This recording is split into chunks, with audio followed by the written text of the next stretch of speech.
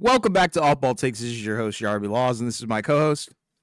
For Wells. We are here with a live reaction as the draft is going on, the 2025 NBA draft. We're just coming off the NBA Finals, and of course, obviously the next step, or the first step of the offseason is going to be the draft. So we have a ton of, I think, talented guys, coming into this thing. But before we do get started, please don't forget to like and subscribe and follow us on Instagram and TikTok at the OBT Podcast for more content and updates. And yeah, let's get this watch party, I guess, underway. Yeah, the NBA draft is here. As you already said, 2025 season is in the books, and now we're just waiting. This is what the way this works, if you don't remember, is now the NBA draft is divided into 2 days, right? It's been 2 rounds for a while, obviously, but now those 2 rounds are separated. So round 1 is tonight, and then round 2 is tomorrow. Don't know what we're gonna do tomorrow, but we'll obviously, regardless, have an episode after the 2 rounds are done. That'll be out on Friday or whatever. And we'll be talking about all of that. But obviously, we know a lot of the names out here. We've been talking about them. We know a lot of the top picks, including guys like Cooper Flagg and Ace Bailey and Dylan Harper, as well as VJ Edgecombe and others. But there's some other guys, right, that we talked about in our last episode, right, that could be potential, helpful guys in the draft as well. But I think probably while we're just waiting for the draft, we might as well kind of talk about a couple of trades that have happened since the last time. Brother, man. That we met. And we actually had, I believe there were 3 trades, right? Because we had the first one, right, which it was Drew Holiday headed to the Portland Trailblazers, right, in exchange for Anthony Simons and I believe 2 future second-round picks. Kind of a bizarre trade, at least from Portland's perspective. I guess for Boston, right, you get younger, right, because Holiday is an older player. He's getting towards the end of his career. He's got, 3 extra years left on his deal, including a player option in the 27-28 season or so with a play at like $37 million. And we know for the Celtics, they needed to get under the tax, right? So I guess for Boston, you get a flyer on a young-ish guy who's a solid player, solid scorer. If you want to keep him, I guess you could re-sign him. If not, you could flip him, do whatever you want. But the main goal was to get under the tax. And again, in a year where you probably won't have Tatum for most of it, not really a problem. And then for Portland, I guess you get Drew Holiday, defensive two-way guard. Don't know how much he can help you at this point of his career on a team like this. But, maybe he's a backup and he's, I guess, part of this defensive identity that the Blazers have tried to cultivate over the last half of last season, where they actually were really good defensively, and that was part of their turnaround. But I guess it also helps the guard room because now you can give full point guard attention to Scoot Henderson. I guess you also have Shaedon Sharpe as his backcourt mate as well, right? They had Scoot had a better year last year than his rookie year. He wasn't very good his rookie year, but he showed some real signs of growth last year. I mean, I guess Portland now they have they got Holiday, they got Ayton, and then they have Jeremy Grant still, right? And Grant and Holiday have multiple years left on their deals, but I don't know. Maybe they flip Holiday, maybe they don't. Maybe it's a veteran guy, but that's an expensive purchase or trade for a veteran player. I don't know. But I was kind of confused about it from Portland's perspective, and then for Boston, you get under the tax. Yeah. In addition to the Porzingis trade, which I guess we'll get into as well. Yeah, I mean, I like the move, honestly, and it's kind of for similar reasons that you stated in terms of obviously like breakdown stuff, right? Like, I do like Summons because obviously he's a bona fide scorer, right? You talked about it. When he's hot, one of the best scorers in the league, actually. It's kind of underrated, right? He's super under the radar, so I think a lot of people aren't really familiar with his game. He's got a ton of potential. He's young. I don't think he's a long-term piece for Boston, but I think in a year where they're clearly not going to contend, it's the perfect fit, right? He's going to give you a bona fide 20 points per game, right? Pretty efficient as well. And I guess, for Portland's perspective, right? I think it's a good move because I think that team was kind of lacking veterans, right? Like you had some here and there, but I think specifically at that guard position, a strong, defensive-minded point guard, I think would help them out a lot in terms of their progression. And I think we're looking at Portland probably through the lens of internal development, right? They're probably looking for a lot from their younger guys, right? You're looking for a lot from Avdia. You're looking for a lot from Scoot, right? He's got to, show the number 2 pick potential, right? Shaedon Sharpe as well. I think we're probably looking for some internal development there. You got Kamara. So I think the young foundation is there. You just want to surround them with vets. And I think Holiday can give you, a little something on the defensive end, right? Show you some seriousness in the locker room. Yeah, exactly. And that's probably what they're looking for. Is there a way that they may be able to flip him, or do you actually think that they'll just go into the year and finish the year potentially with him? I think they'll keep him this time, right? Like, he's Second time. yeah, he's been traded to Portland before, but he didn't stay. But I think now that Portland has a serious direction in terms of where they want to go, what their identity wants to be, right?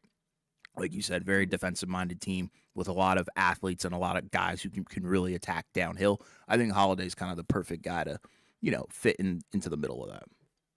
Yeah. And then Boston also made another deal, right? The Porzingis deal, where they ended up sending him. This was, I believe, a 3-team trade, right? Where they sent him to the Atlanta Hawks, right? And then the Nets got Terrence Mann, I guess, and then the Celtics got Georges Niang.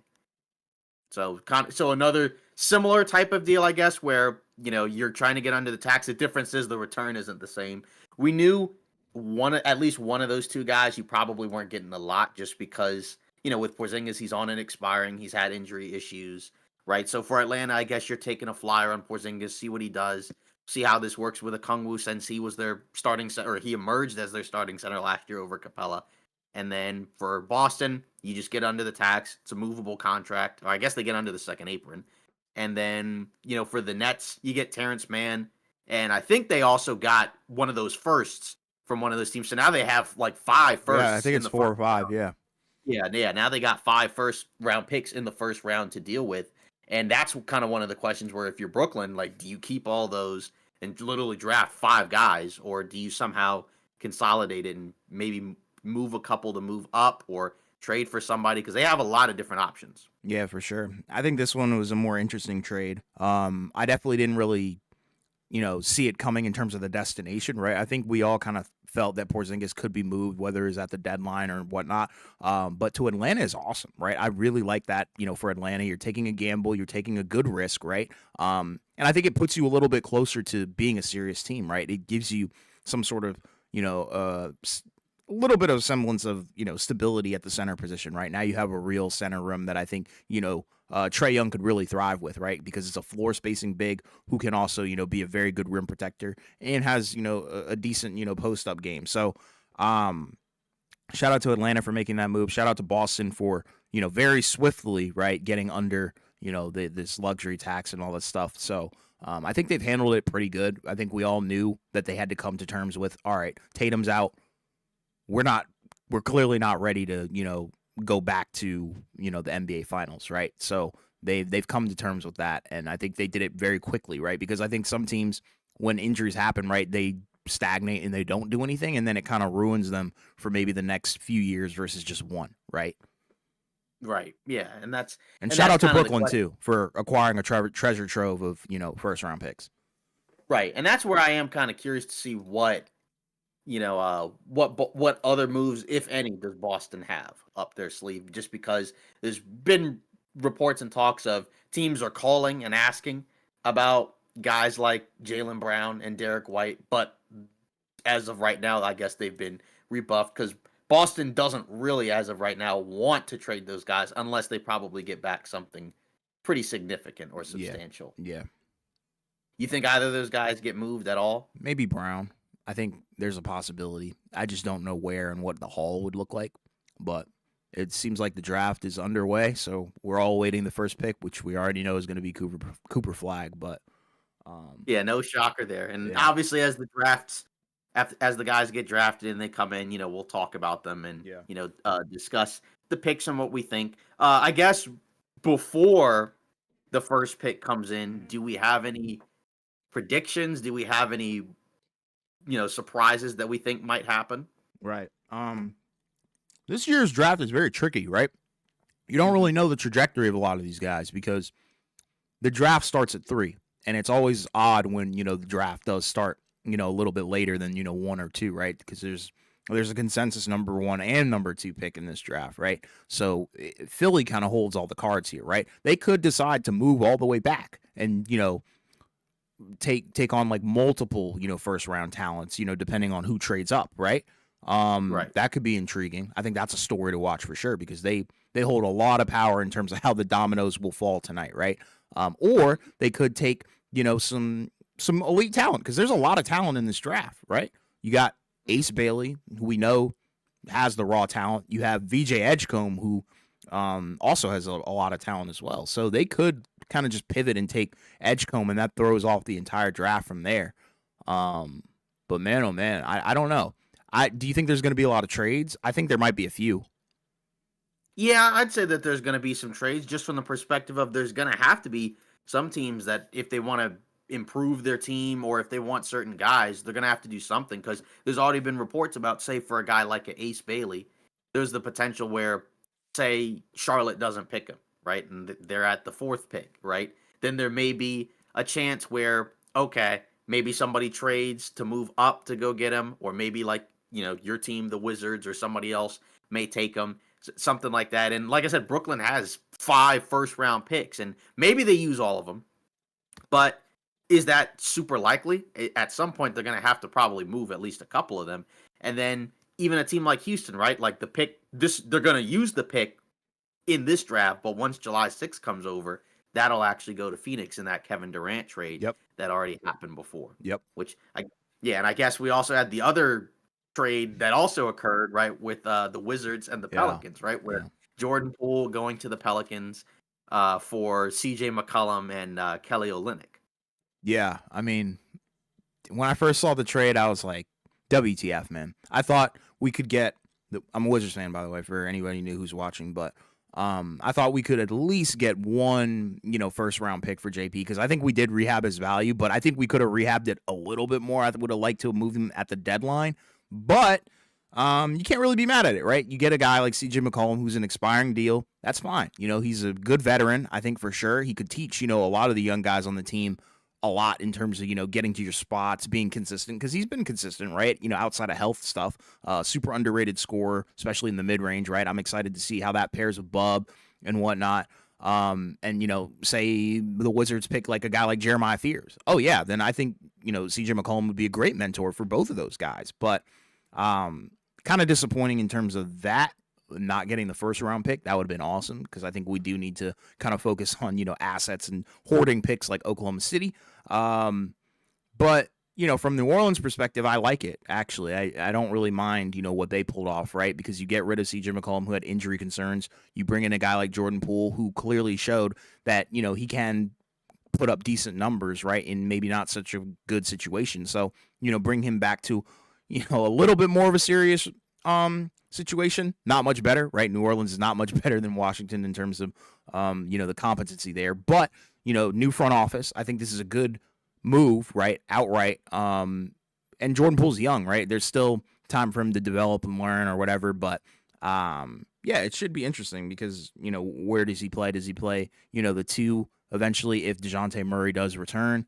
Does he play the 1 throughout the entire year? Who knows? So I think they do have a lot of flexibility, right? And, now you're not really relying on a CJ McCollum where you have a guy like Zion, right?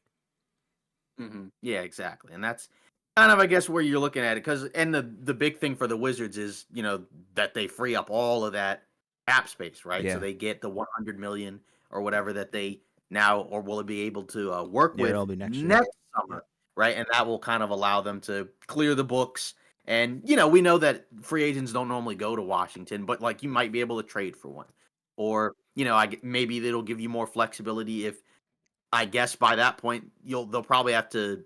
The money won't go over, right? But they'll have to sign some guys to some extensions, right? By that point, because some of those guys will be coming off. Like it'll be what Bilal year 3, and then I guess who else would be in year 3 at that point too? Is there anyone else? I mean, no, there's not actually. And that's the beauty of it, right? The young guys are very young. That's the cool part. But it's definitely a move where you're looking at, probably contending for 2028, something like that, right? By then, hopefully they'll have, their guy. And yeah, the freaking, cap will be amazing because they can bring in, they'll take the Detroit route, right? Where they have a decent amount of cap space. They don't use it on, useless guys, right? They bring in a treasure trove of guys who, will help their guy out, right? Like look at what Detroit did. They helped Cade by, surrounding him with some great shooters, right? So, whoever ends up being, the Wizards guy, I think they'll probably look to build around him in that free agency and probably make a huge splash, right? Hmm. Yeah, exactly. And that's yeah, and that'll be cool to see, what occurs with that. And then, like you said with New Orleans, I guess, you get a guy who I guess while DeJounte Murray's out, maybe he slides into the starting spot, and he can play off of Zion and some of those other guys, Yeah, man. as either an on or off ball the ball scorer. And then I guess if DeJounte Murray comes back, maybe he comes off the bench. I Yeah, don't good know, point. what they're gonna do with that. But you got younger, and Poole is a solid player, right? Like obviously, he's people view him differently now than when he was a Warrior. Part of that's the contract. Part of that is the 2 years since the title. But, for a team like New Orleans, it's like low cost, low risk, I guess, right? Because like I guess if it doesn't work out, you're kind of stuck. You may be stuck with the contract, but you were able to get out. But the Wizards were able to get out of it, so Yeah. we'll see. Yeah. And I mean, I think their priority was probably getting off of CJ's contract, right? Because, he ended the season hurt. So, durability wise, it wasn't really smart to be paying a lot of these guys all this money when none of them are really available. Right, and we knew that once they had a new front office, they were gonna probably do something. Somebody was gonna get moved. Yep. Right, as opposed you weren't gonna have all the guys in the previous group that and McCollum makes the most sense just because of the age and just because you already kind of have, some other guys that can, handle the ball. And I guess maybe the thought process is, hey, we want Zion to do some more things kind of as like a point forward and surround him with guys like Trey Murphy, Herb Jones, Misi. We'll see. Yeah. Well, Cooper Flag just got picked number one. Yeah, right. Obviously, No, yeah, no that shocker. yeah, no shocker there. Yeah, great for Dallas. Shout out to Dallas. You trade away your franchise guy in one of the most polarizing trades of all time, but you get a brand new one pretty much right off the presser, and we already know what, Flag did in college. The numbers were insane, as a freshman Right. for his age, right? It's the potential is through the roof, right? And for him to go to a situation like this, it's really, phenomenal, right? For both him and the city of Dallas and, their team, right? Because we already know the defensive identity that they have. Kyrie will be out, but, that'll be Coop's time to really shine, I think, offensively, right? So, if they handle things correctly, yeah, he could be, one of the great ones. You know what I mean? Yeah, I mean, in college, right? He averaged what, 19 and 8 rebounds, 4 assists, half a steal and a half, block and a half a game, so 2.5 stocks a game. We know that offensively he's a great athlete, competes super hard, right? Plays hard, pretty versatile, lots of things to like about him, right? And that kind of suggests that there's going to be some real growth, right, from there. Like that's a guy that you would want at the number one pick, with a potential chance to lead your franchise. He is more of a 4 than a 3, and that's kind of one of the clunky parts of Dallas's rosters. They have so many front court guys. He may have to play out of position at least as of right now and kind of figure out, what to do there. Then obviously some of the weaknesses, not a great shooter, right? And then even like as a defender, probably again better against front court guys, maybe not quite as much against guards, at least at the NBA level, right? College is completely different from the pros. So, we'll see what that looks like. But for Dallas, obviously, they re-signed Kyrie, or they're gonna re-sign Kyrie once the moratorium, I guess, official period kicks in. Or I guess you can re-sign the guys that are on your team, right? He's gonna opt out of his player option. 3 years, 119. So you'll have to wait for him to come back from his injury. But you're gonna have him, you're gonna have AD, you're gonna have all those bigs, and then you'll have Flag. So it's if he comes out of the gates right away and looks really, really good, that could make Dallas, somewhat of an interesting team in the playoffs because then they have, a identity as a big, physical, athletic team with a ton of size and length. But, obviously you're still gonna have to wait on Kyrie to come back because, they do need some perimeter help. And Kyrie will be one of those guys, and then they'll probably address that in free agency. Somebody will probably come in and start in his place while he's hurt. Maybe D'Angelo Russell, maybe Chris Paul, maybe some other guys. We don't know. But either way, this was pretty much expected. No issues with this pick and no shocker whatsoever. Yeah. Then you just wait for the second pick. Presumably Dylan Harper. Maybe something changes. But like you said, the draft really starts at 3. That's where the drama will probably begin. Yeah, I'm curious about it. I mean, like, what are your thoughts on what the Spurs do from here, right? Because it's not like the NFL, you know what I mean? Where you have your franchise quarterback, but say you have a top 2 pick in the NFL, right? You're not gonna pick another quarterback, right? Like you just wouldn't do that. But in this case, right, the projection is you have De'Aaron Fox, but you're also gonna pick Dylan Harper. Like, do you think that that's the smart thing to do, or should they do something else? I mean, again, as long as you have the pick, I think most people feel like he's the best guy left in the draft after Flag. So you're not at the point if you're the Spurs where you're picking for fit. You still have to kind of figure out what you are as a team. So I have assuming they pick Harper, I'd have no issues with that as well. Like that's what they should do. Yeah, they're going to keep it. Yeah. Got some comments in the chat. From Keith Wells. Good move for the Wizards. I'm assuming he's talking about the pool deal that we were talking about before. Cooper Flag first pick. What a surprise. Yeah, not a surprise at all. Dallas will still be 4th in or the West. I'm not sure what that means. Saying we'll be 4th in the West. Okay. I was just wondering because he said still. So I was like, maybe that means like it'll still be like mediocre. I'm not sure. You think 4th is mediocre? No, I'm saying like when he said will still be, I thought he was saying like there'll still be something. Like I don't know if the 4 is a typo. I don't know. Gotcha. Yeah, but I think that I think that's what he's saying. But I could be wrong. If they're healthy, they could be good. But you still have to bank on them being healthy, right? And they have a number of guys on that roster who do have injury issues and concerns. So, but they have but it's just funny because they do have a lot of players where like they are good individual players. Like I mean, they even signed Gafford to an extension, right? What was it, like 3 years, $60 million or whatever it was? Yeah. And I think because it's below the bird rights value or whatever, he could in theory still be traded, or they could just keep him. I don't know what they're going to do with that. But I think they're going to trade PJ Washington. Probably that's the guy I would think I would move on. Yeah, they didn't give him an extension if I'm not mistaken. So exactly. I mean, he could be one of the guys on the move. And again, they have to move somebody because they have way too many front court players. And you could probably say he's more expendable when you have Cooper Flag on the roster. I agree. So nothing really wrong with that. So I guess the number 2 pick is still on the clock. Yeah, it's in. Yeah, so it's in. Okay, so just hasn't really been announced, but I think we can all guess who that's going to be. My personal favorite from this draft, by the way. Right. Yeah, and I guess once the pick is official. Yep, we're getting sources now. Spurs are selecting Dylan Harper with the number 2 pick in the 2025 NBA draft, as expected, right? So this was the next guy up in the draft. The son, right, of Ron Harper, right, former NBA player, right, won championships with the Bulls and the Lakers, and he's a guard, right? So a very different player from Cooper Flag, but he's a really good scorer, right? I guess, since this is your guy, you said your personal favorite guy in the draft, I'll let you kind of talk more about him and kind of tell how you feel about him. Yeah, man. I mean, the similarities to Cade are insane, right? He plays the game at his own pace. He can really slow it down.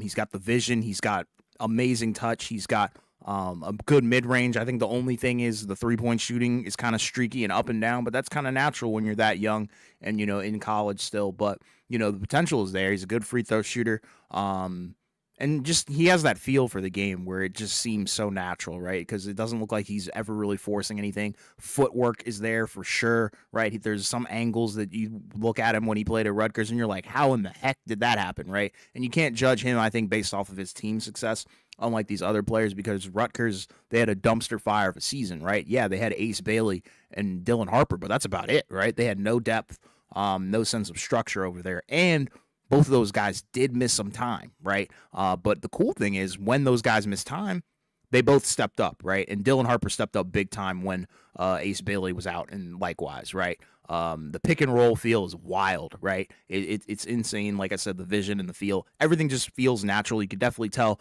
that Ron Harper, had a big influence in terms of the feel for his son's game.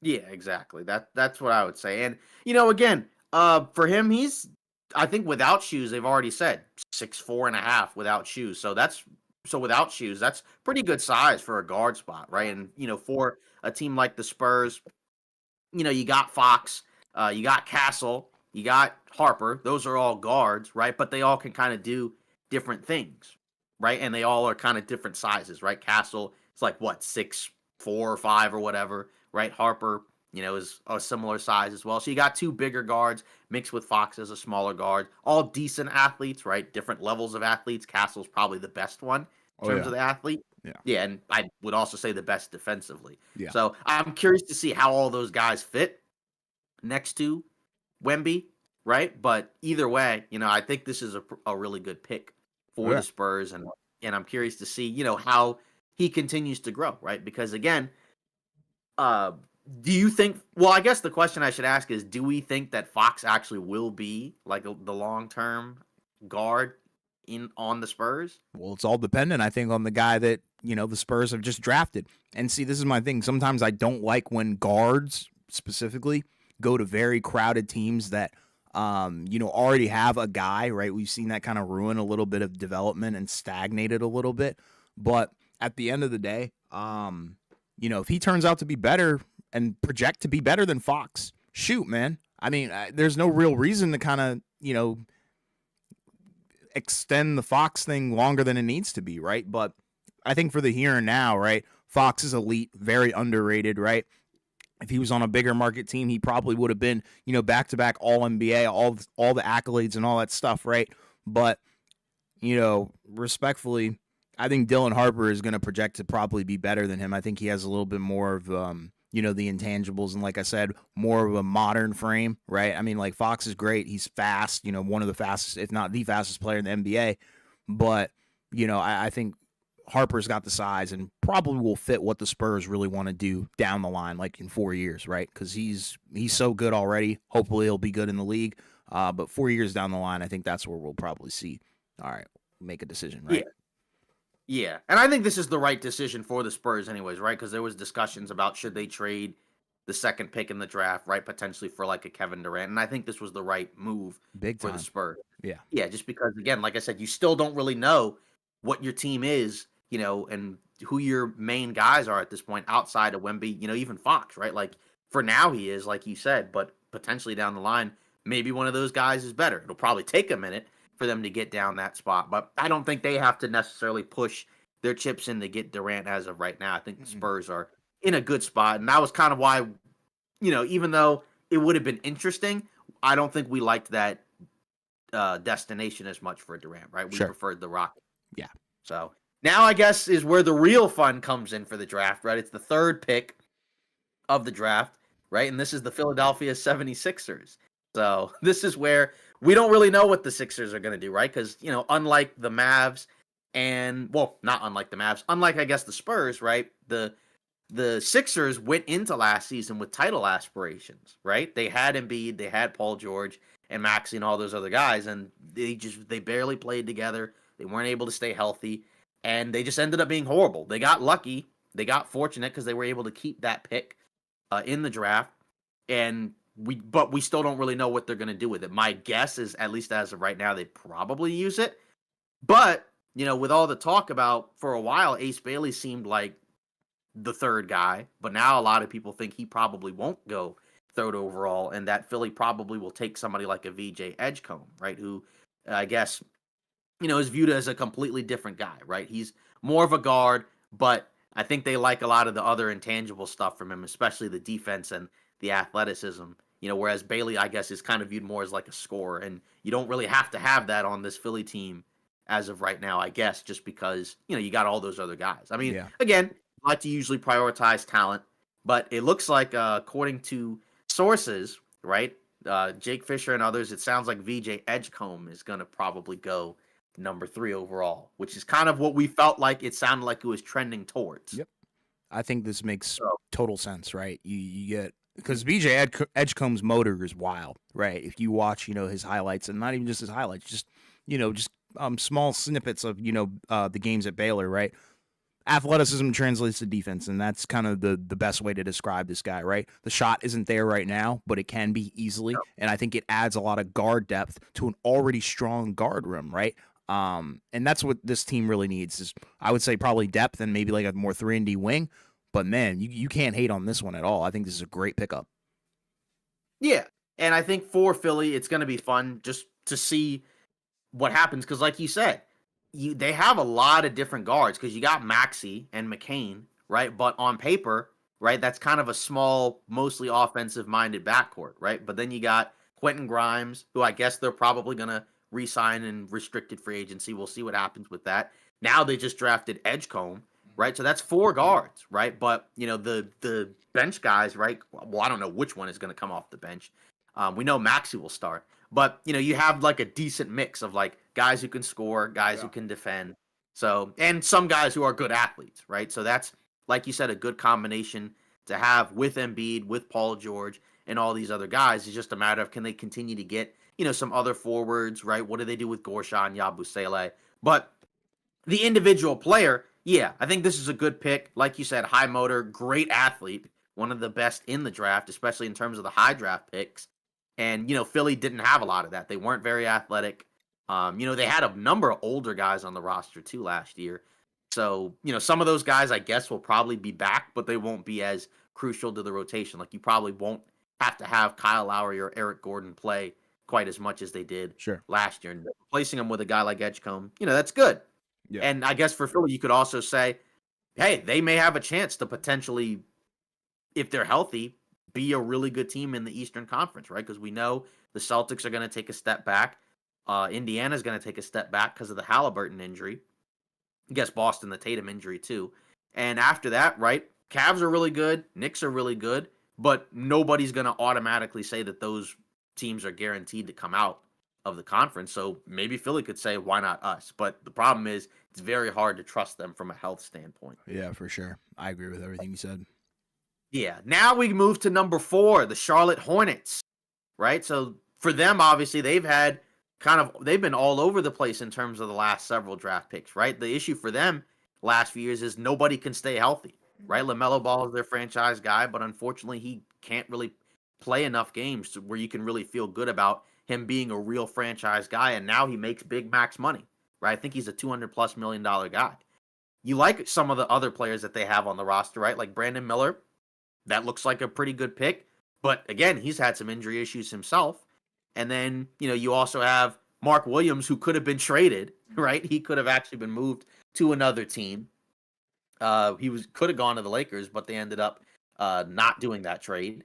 And then after that, you still have Miles Bridges, but he's an older guy. They drafted Tijon Salon last year, right? So, I mean, I don't know. In terms of what this team could use, I mean, I think it would be nice to have like a defensive-minded backcourt athletic guy alongside LaMelo. Like Edgecombe could have been good for Charlotte, but he's not on the board. So is there a guy that you're looking at that could potentially be a really good, pick? Because I would say after like Ball and Miller, I mean, none of the other guys I wouldn't say any of the other guys would be locks to be Charlotte guys. Yeah, I mean, I would go Khan here. Kneppel? Yeah, I think he kind of fits the mold, right? I mean, they could go Ace, right, and just take best available.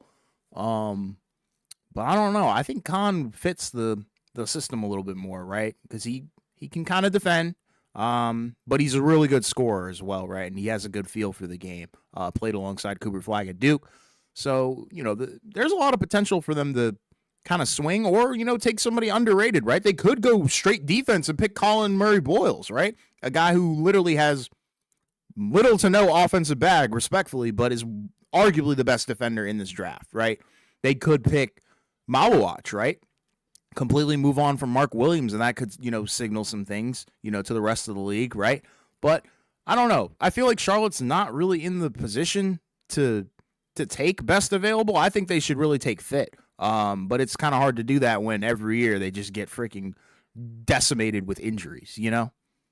Yeah, this is the one where I'm not quite sure what Right. to expect, right? Right. Because again, we knew the first two for sure, and we knew for Philadelphia, we knew that Edgecombe was trending upwards for them.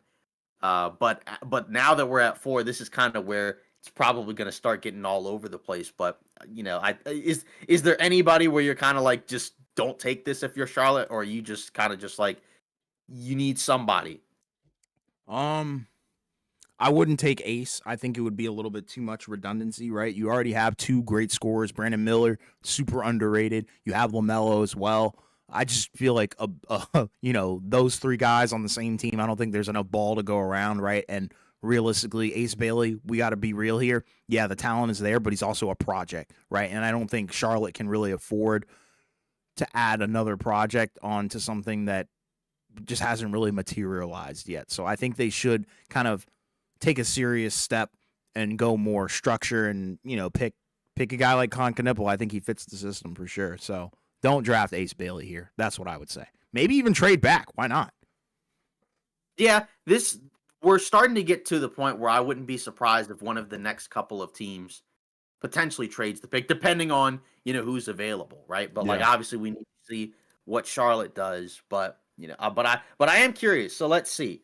Um, so Vince Goodwill, right, another guy who covers the league, he has heard that the Hornets and Wizards have discussed swapping 4 and 6. Nothing's concrete right now, so it's not confirmed or anything yet. But it is something to think about. Where, like we said, it's possible that these teams could start trading picks around. And, we know for the Hornets, that was something you said, like, hey, maybe you trade back Yeah, I'm and serious. get the guy that you really want, Yeah. right? And then I guess if you're the Wizards, again, we don't know what's going to happen yet, but if you're the Wizards, maybe you take Ace Bailey. But it sounds like they actually are going to use the pick, and they're going to draft Con Knepel Called it. from Duke. Yeah. So that's the pick that you said. Yeah.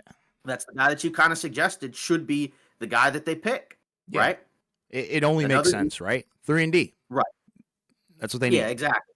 And like you said, he's like a pretty balanced player, right? And kind of like I guess a professional guy, right? Like a guy that kind of is going to do whatever is asked, right? And that's probably a type of player that Charlotte does need, Yeah. right? A guy that can kind of just like you said, just come in and just kind of make everything balance itself out, right? Like you said, if you need some shooting, he can do that. If you need some additional reads and playmaking, right? Attacking closeouts, he can do that, right? So that's that I think, like you said, it's a solid pick.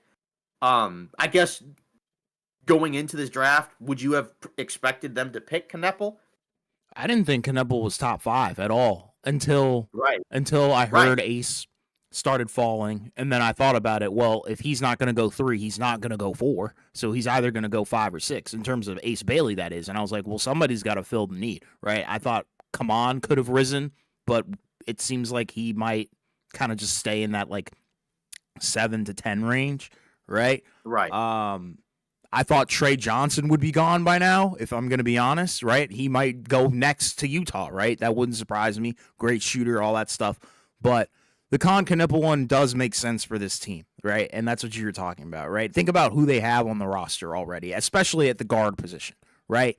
And even at the wings. Like, they're low-key deep. It's just all these guys get hurt, right? You have a guy like Trey Mann coming off the bench. Bridges, Brandon Miller. Even Brandon Miller, unfortunately, caught the injury bug, right? So there's tons of potential for sure, but I think a sense of stability is something that Charlotte needed for sure. And to be honest, I think Con Knipple is that guy. Right. Yeah. And is there anything that you would say like might be a concern in terms of his game, I guess? Because we talked about that he can do a number of things well. Yeah, and now Shams has put it out. So it is officially Con Knepel. Because there were other people who were reporting it, but now it's official with Shams. But are there other things you would be a little concerned about? Maybe the height. I mean, he's not like the tallest guy on the planet. They project him kind of as like a wing. I think he's more of, shooting guard, combo guard, but I don't know. I mean, there's no like super flaw to his game. It's just he's not going to be a star, right? And then I think that's the thing where it's like, if you're picking him at number 4, normally those guys have a lot of star potential, but he's more of a role player, right? So that's why Right. I was kind of suggesting, okay, well, maybe Charlotte should trade back, right? Because you could have probably picked him up a little bit later than number 4, right? Right. But it happened, and it's not bad because I don't think there's anything that I dislike about his game, right? I think it's more so about the size and stuff like that because he's efficient, he's a scorer, right? And he has a good feel for the game because he's very underrated as a playmaker as well. So you can't really hate on it. Yeah. I mean, again, he's one of those guys where you kind of look at him and you kind of just assume he's just a shooter, but he can do other Oh yeah. things outside of just being able to shoot. Mm-hmm. So that's so he's got, like you said, a pretty well balanced, well rounded game. But like you said, it probably is like not star level, No. but but again, in terms of some of the things that you would like to have on a Hornets team, right? That needs to be healthy and needs some guys because they've had a rough track record with some of their picks, right? Because they've had some good ones, but then they've also had some ugly ones too, right? Yeah. So this is a guy where this is like a safe pick, right? This is a safe pick where worst case scenario he'll be like a solid player. Yeah, you can't hate on it. So now we're waiting for the Utah Jazz, right? And I'm ready for anything. Okay. Because we know with the Jazz, right? What did they do last year, right? They took Cody Williams, they took the Filipowski guy, right? And They took Collier. they also took Collier as well. So they kind of took a combination of guys with pedigree, right? Amongst other things, right? So I guess the question is, do we think that this could be an actual Ace Bailey destination, or do we think Utah passes on him too and ends up taking, one of the other guys who's also on the board, like maybe a Trey Johnson, a Jeremiah Fears, or somebody like that? I think they're going Trey Johnson here, right? And I think it makes sense, right? Arguably the best pure shooter in this draft, right? He's got the mid-range game. He's got the three-point shot. Did it in a tough conference, too, and led that conference in scoring. So shout out to him for that. Definitely my second favorite player in this draft for sure. And I think Utah just needs that instant offense, right? And, in really instant shooting. And I think he would be a great fit next to the Keontae George, Isaiah Collier, like you said. They really need a true shooting guard, right? And he's the definition of that, and it's cool because I think he actually projects to have a ton of star potential, especially when you're able to put up those numbers in that conference as a true freshman. Very underrated for sure. I think it's surprising to me that he went or that he could potentially go 5. I thought he was going to go way higher. Yeah. Yeah, we'll see. Well, yeah, we'll see what happens, and we'll see if they end up picking him. Yeah. But with Utah, I mean, I guess, in terms of their core right now, I guess you got, you still have Markkanen, right, who's their highest paid guy, that they gave the extension to a year ago. They have Walker Kessler, right, who's in trade rumors like every other day, right? But he is a good, a good foundational center.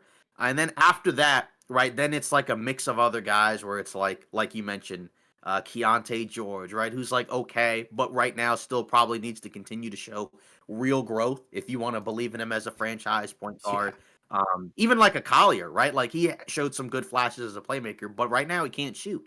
So that's Yeah. kind of something that you have to have from a starting guard spot. So it wouldn't shock me if they took Fears at all. Like even if it's like, Good point. oh Yeah. well, yeah, we have George, we have Collier, but Fears might just be flat out better than those guys, right? Because they're still also not really in a position to just kind of pass on a guy because it's not a good fit. Like they were not a very good team last year. Now, in fairness, there was a lot of tanking, right? But how much better would they have actually been if they didn't do that, right? They'd still probably be one of the worst teams in the Western Conference. Yeah. So, like I said, that's where, like I said, I'm ready for anything. I don't aside from them trading it, I don't think they would trade it unless there's like somebody where they're like, we don't like any of these guys, let's just trade back and get somebody else. But I don't think they're going to do that. Yeah. And then they still have to, I guess, kind of figure out a couple of the vets, right? Because I think Collins, he opted into his player option, John Collins, earlier today, right? So he's still on, which you kind of expected. You knew he wasn't going to opt out of that. It's a lot of money.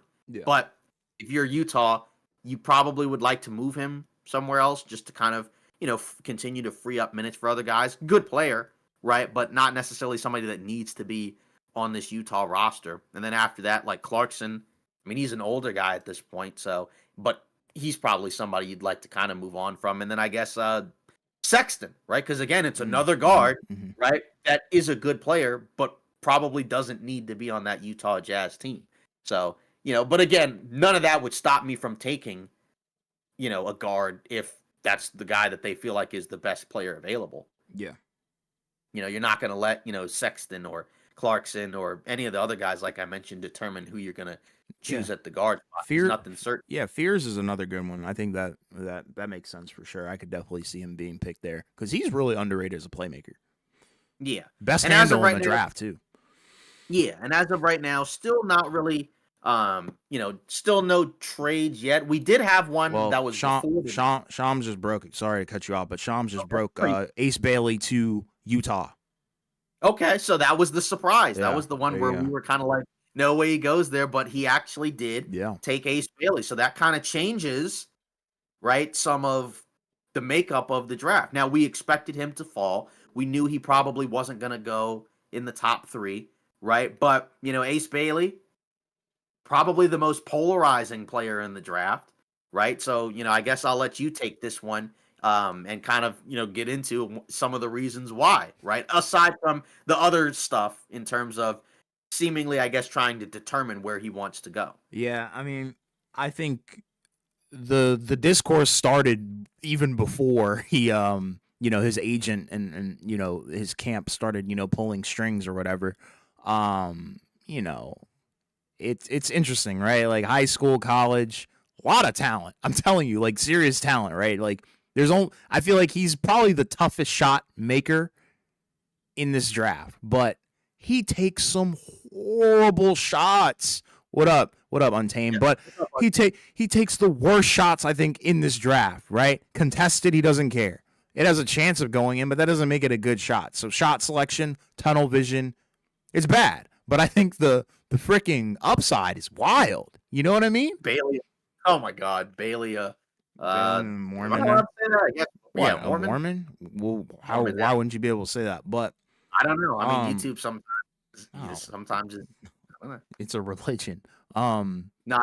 but yeah, Ace Bailey, I mean, Yeah. it's all right. I From mean, Philly to Utah. it doesn't really like make me feel too good about it cuz I mean, Mm-hmm. like I said, tough shot maker, but Yeah. arguably one of the worst basketball IQs in this draft. And I think like I said, when we were talking about him earlier, he's a project for sure. He has so much talent. The athleticism is through the roof, right? He can give you 20 a night.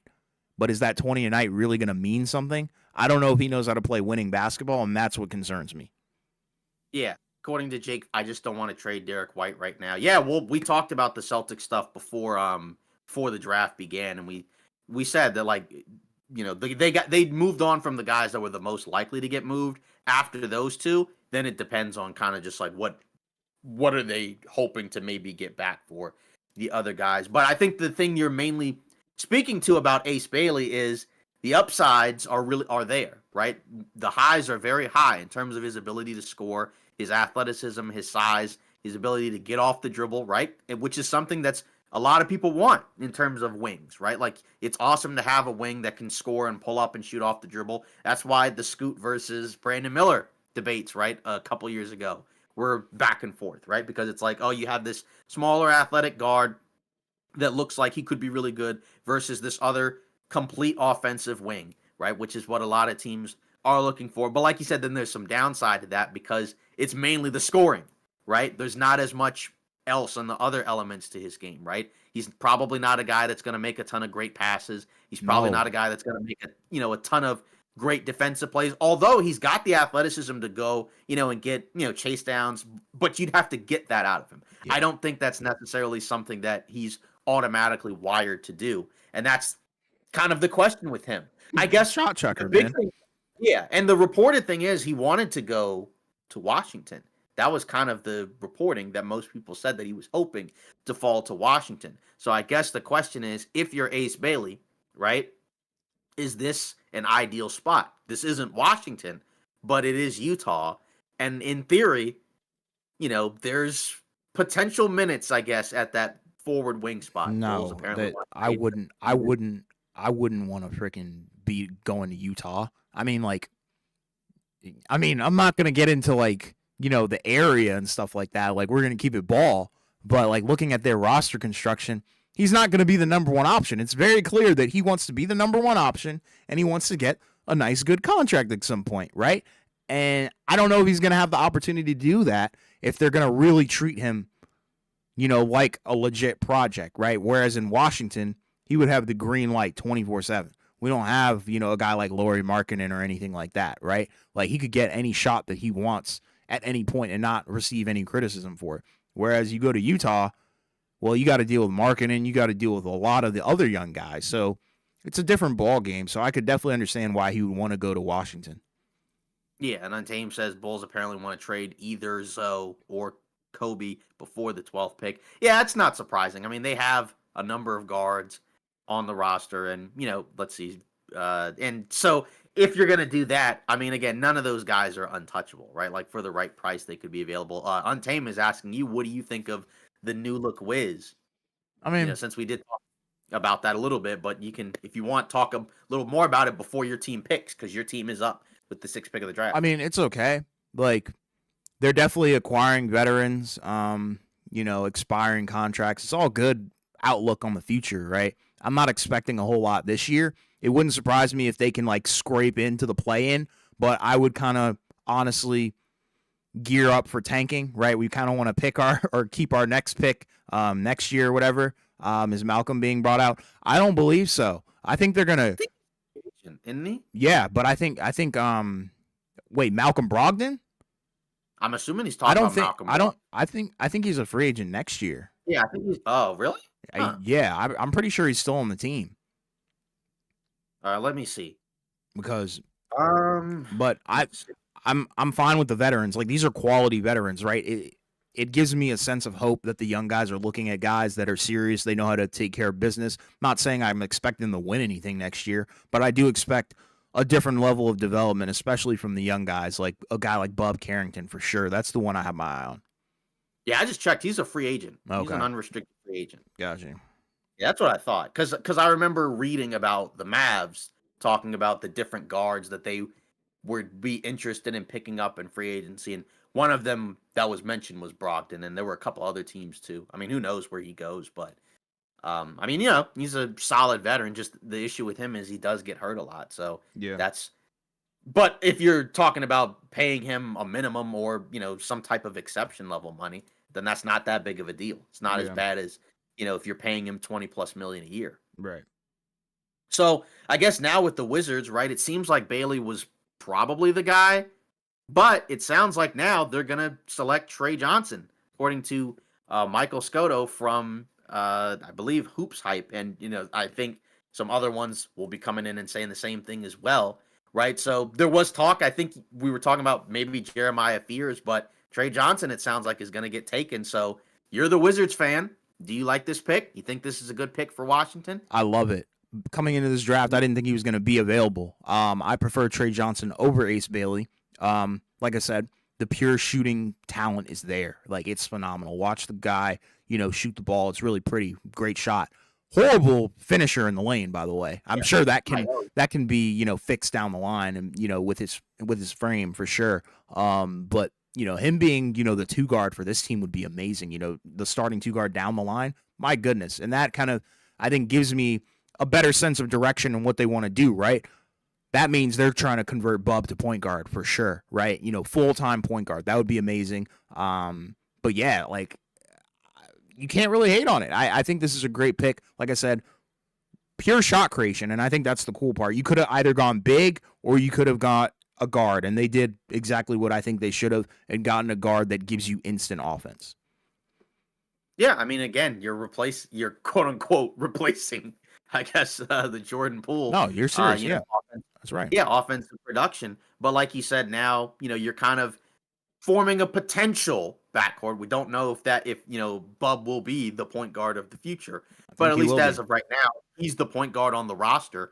And like you said, you got to develop these guys, right? They have McCollum, they have Middleton, so they have guys that are veteran players, right, have been starters for a long time, but you also have that mixed in, with some young guys, right, who could be down the line really, really good. And some of those guys, when you see flashes of them at their best, they do look like they're going to be really good players down the line. Yep, tradeaways. Congrats to him. Yeah, I mean, so Good I spot. guess obviously, right?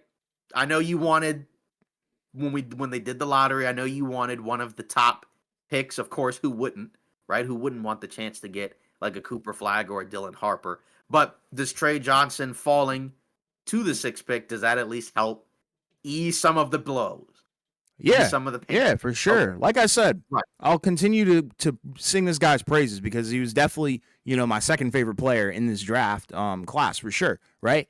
Pure score, did it in arguably the toughest conference in college basketball. I mean, I'm telling you, elite shooting. Like, you can't really teach this kind of stuff, right? It wouldn't surprise me if he's like runner up for rookie of the year while having the green light in Washington, right? This is a phenomenal pick, man. But off ball movement, off ball feel for the game, he's just a natural shooter. I'm just hoping that down the line he can become a true 3-level scorer because I think that will, take him to new heights. But as of right now, the perimeter shooting is phenomenal, man. You can't really ask for much better. It's really a blessing in disguise that they were able to get a guy like this.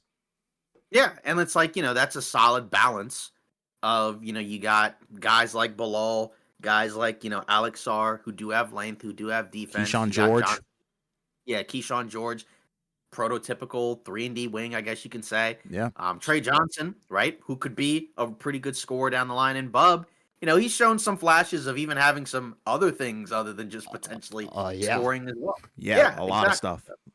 Right. So, again, like you said, it does feel like that they're starting to form kind of some type of identity for this team down the line. And again, you're not going to potentially hit every pick, and you're also not always going to get the number one pick every time, but you got to work with what you can get. And I would say that the Wizards front office has been, I would say, much better than it's been, right? Like the new front office has done, I think, a really good job in terms of being able to find a good balance between getting some good young players, getting some more serious veterans in there, and while still prioritizing player development, Yeah, right? Like letting these guys kind of learn and on the fly, learn from their mistakes and everything else. And I think down the line, this is going to be really good for the Wizards. So I'd say yeah, if you're a Wizards fan, I'm not going to tell you how to feel, right? But I think you should feel pretty positive about what it seems like they're building there. yeah. I think it's trending in the right direction. Oh man, Yeah. New So Orleans. So speaking of which, yeah, different situation with the Pelicans, right? Because obviously they had a stretch for a while where they were looking to be a really competitive team, right? Like they're not in the same spot as the Wizards where they're kind of starting from square one after they moved on from Beal, right? They have a bunch of, players that are on the roster that have reputations beyond just being like decent young player. Like you got Zion when he's healthy and he plays, he looks like a franchise guy, right? Problem is he hasn't been able to consistently play. You got guys like Herb Jones and Trey Murphy, right, which are long athletic wing guys. Jones more of a 3-and-D guy. Murphy more of like a let it fly 3-point shooting transition type player. Not quite as defensively minded. They drafted Yves Missi last year as a big. That was a pick that was kind of controversial, including from us. Not that we thought he would be bad, but just it was kind of also like you thought he'd be really raw. You didn't think he could slide into the spot as a starting center, but he was able to. They had DeJounte Murray, but he's got the torn Achilles, so you have to wait for him for a while before you can come back and play. They just traded McCollum for Jordan Poole. So I guess the question is, what are they even looking for here? Because I wouldn't say I wouldn't say that anyone on the roster is 100% safe. So I wouldn't say you just pick, a random. So I wouldn't just say pick the best fit. But, in terms of like the guys available on the board, what type of player even makes the most sense here, right? Like, should they go, for another guard and pick like a guy like a Fears? Should they go for a big and maybe take Malawak? Should they go for another type of forward, right? Maybe potentially, I guess, Zion Insurance, or if somebody else gets dealt. What are we thinking of here? Forward for sure. Perimeter defense. That's the thing that I think I would have my eye on. I think you either go Colin Murray Boyles here or Carter Bryant. I think there's no in between here. If they do something else, I'd be very disappointed and very confused in terms of the direction that this team is going. Yeah, I am curious to see who they pick because again, there are a lot of different options by this point. But you would think for the Pelicans, it feels like it would be nice if they could have, some more defensive minded guys because you just brought in Poole, right? Who, again, competed more on the defensive end. He's not a great or elite defender, but, that's not really what he does, right? Zion, I guess in some ways has improved, but is still not a great defender. And a lot of the other guys on the roster, you can kind of say some similar things about too, right? They traded Dyson Daniels, who looks like he's going to be a great defender, and actually right now is a great defender. So I think that probably makes a ton of sense. It's just a matter of, who do they end up picking? Would you trade it if you're New Orleans? No, I wouldn't trade it. I think there's a lot of guys that you could pick here. Like I'm probably picking, like I said, a forward for sure. And I don't think you would get those guys later down the line, especially with Brooklyn and Toronto coming up next. Yeah, they're kind of another one of those teams where again we know last year they had a horrific stretch in terms of injuries where a lot of their guys just never really got to play together. But even the best version of it, how good is it really? Right, which is probably why they moved on from guys like Ingram and Well, McCollum. well, New Orleans just picked Fears, so I don't Okay, like I so don't that like was that pick at all. yeah. Um, So that ugh. that was kind of, and that's why I was like, I'm kind of all over the place, and I was like, I wouldn't be surprised if they took some type of guard. What's the rationale here if you're New Orleans? Yeah, that's what I'm trying to understand, right? Like, 'Cause- all right, you have DeJounte Murray hurt probably for the majority of the year. Right. You had now have Jordan Poole, who I guess Mhm. was your replacement, and now you're bringing Jeremiah Fears. I don't really like that. Yeah, That's all. Hawkins is still glued to the bench, I guess. You have Yeah, Alvarado. Not that those guys are yeah. foundational pieces, but That's it is another guard, and you do kind of wonder how do they fit it into the situation. Do we think that there's a scenario where he's the starting point guard while Murray's out, like as opposed to say like a Poole? that would be horrible.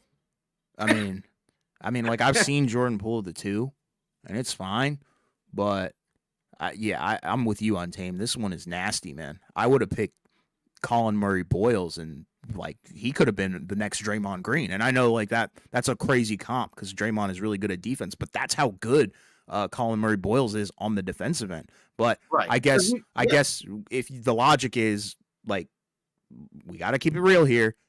Jeremiah Fears is probably the best playmaker in the draft, right? We talked about Trey Johnson being the best shooter.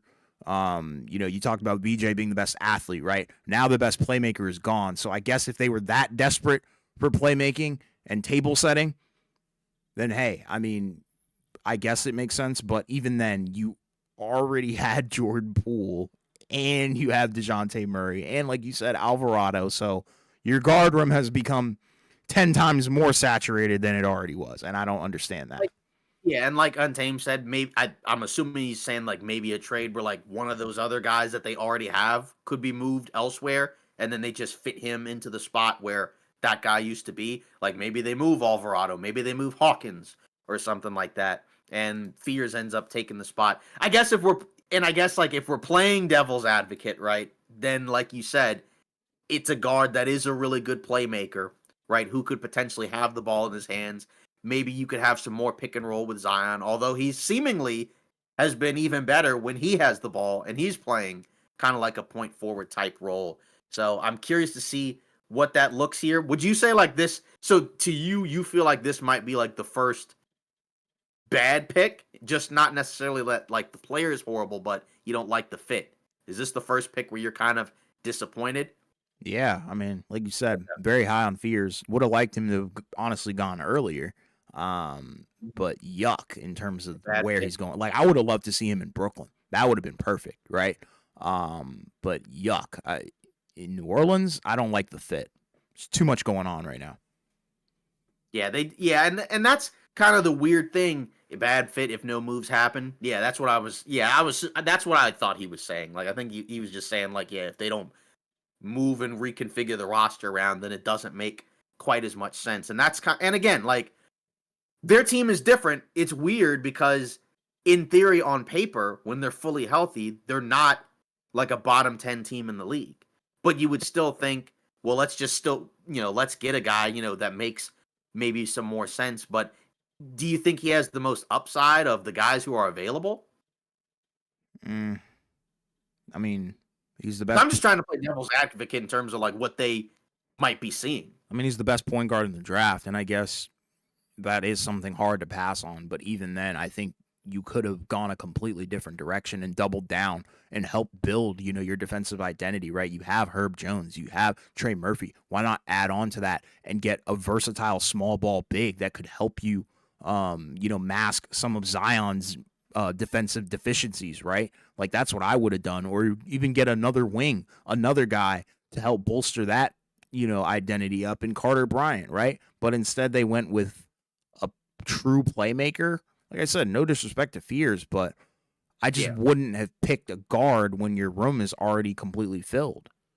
The other thing, honestly, is also like he's a smaller ish guard, but at least in college, he didn't shoot that well from three, right? He shot like 28%. Yeah. I think when I was looking at, a lot of the numbers in the tape, and that's kind of another concern where it's like, okay, kind of undersized guard that also is not a great outside shooter with a team that already has, a core guy in Zion who's also not a great outside shooter. Not that they don't have 3-point shooting because they have other guys who can do that. It's just I think it's tough if you're going to draft a player at a point guard, on this team, right? And he's going to be a guy that is not like a great outside shooter. And maybe it can get better. But, like you said, this is definitely like kind of a weird pick, I would say, for New Orleans. Like you said, and in our mock drafts, I don't think we would, we didn't have him here. Yeah. So we No. actually had him going like completely different spots, right? So Yeah. exactly. So next up on the board, I mean, in terms of the next team, the Brooklyn Nets, they have the 8th pick, one of 5,000 picks that they have in this draft, right? So I guess the question is in terms of who they're going to take, what are we kind of thinking? What are we looking at in terms of the Brooklyn Nets? Actually, sounds like, according to Michael Scotto and others, that they're going to pick your guy, Yegor Demin, excuse me. Yeah. Right? So, Yeah. It's not my guy, by the way. Not a fan. yeah, this is another guy that I think somewhat of a polarizing pick. There are a number of people who recently have liked him a lot more and more. But, I guess since you're the guy that's kind of skeptical of him, what do you, I guess, not like so much about his game before we get into some of the stuff that people do like? Because, and Untamed said, I think Brooklyn is going to trade half these picks. You almost feel like they have to. I mean, there's way too many to just keep unless they trade somebody on the roster, which I guess they could. Yeah, I'm just not really a fan of um, the shot selection, and he's one of those like European players. Cool, but he played in college obviously. 6'9", projected to be a point guard slash small forward. That's where I'm like, it's kind of giving me flashbacks of like Denny Avdia, where I think there's a lot of hype here that I'm just not really completely sold on, and I'm not really buying all the way through, right? Um, Turnovers kind of an issue, shot selection, vision, I'm just not too high on it. I don't know. It's kind of hard to put into words, but the efficiency kind of awkward. But to be fair, I think he looked really good on that team because they're really that BYU was really good and they're going to be good next year, right? They have a very good solid squad. So I think seeing him go to Brooklyn might not be the best case scenario for him. I think you need to surround him with a lot of talent, a lot of defenders as well, because he's not that great of a defender either.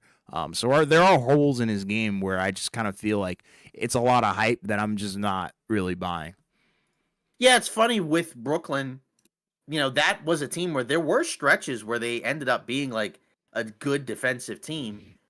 Well, he got picked. That's funny. There were stretches where, they looked like a good defensive team, but again, they had guys in and out of the roster the whole time. Like there were long stretches where it's like no Cam Thomas, right? No Cam Johnson, no Nick Claxton. So it was kind of hard, to kind of figure out like what's the good version of this team in terms of the different players on the roster. It feels like a roster in flux, right? They're one of the only teams that has a ton of cap space. I don't know what they're going to do with it, whether or not they just trade for guys or if they, I mean, there's not really anybody to sign to give a max deal to in free agency. So I don't know what they do with that. But I guess in terms of the positives, like, yeah, he's a really good passer. He's tall, got length, and got a ton of vision. Can't shoot. Yeah, and that's one of the concerns. It's another guard that's not necessarily a great outside shooter. I guess you could say he's a decent finisher. I guess. I mean, I if he can guess. get the lane, and that's what I'm saying, you need floor Right. spacing and defenders around him because he's not that good of a Right. defender, and his game is good when he's able to get to the rack. But how Yeah. often is that going to be? Do we have a player comp? Because I know we don't normally do that, but I guess is there like an actual player right now where you're like, this is kind of what you think he could be? Like I said, kind of like a weird, not too great of a hybrid of like Ben Simmons and Denny Avdia. Okay. I don't know. That would kind of be my take on it, and not the Yeah. good Ben Simmons, by the way. Yeah. Will it include the off-season workout videos? No. But Okay. yeah, I'm just not really Yeah. I don't know. Like in terms of the positives, like, yeah, he can push the ball. He's got, a really good passing uh processing skill. But like you said, there are reasons to maybe be a little bit concerned. I guess, he could be a pick and roll guy as well. But like you said, in order to get the best version of him, like you said, optimized version, you need a better jump shot. And it's probably going to be another guy where if he's going to be your starting point guard, like you said, you need, good defenders around him, or else, it's going to be a situation where he's going to get picked on. And again, when you're talking about like these lottery teams, they're not always going to be great defensively out of the gate anyways, right? But Brooklyn, they have a mix of some guys who are really good defenders, right? Like a Claxton, but then there's also other guys like Cam Thomas, right? Who's also not a great No. defensive guy. So I'm curious to see how all of that mixes together. But let's see. Stephen A. Smith, according to Untamed, said Fears is the second coming of Kyrie. What do you think? No. Um He would best need to be hand a much better.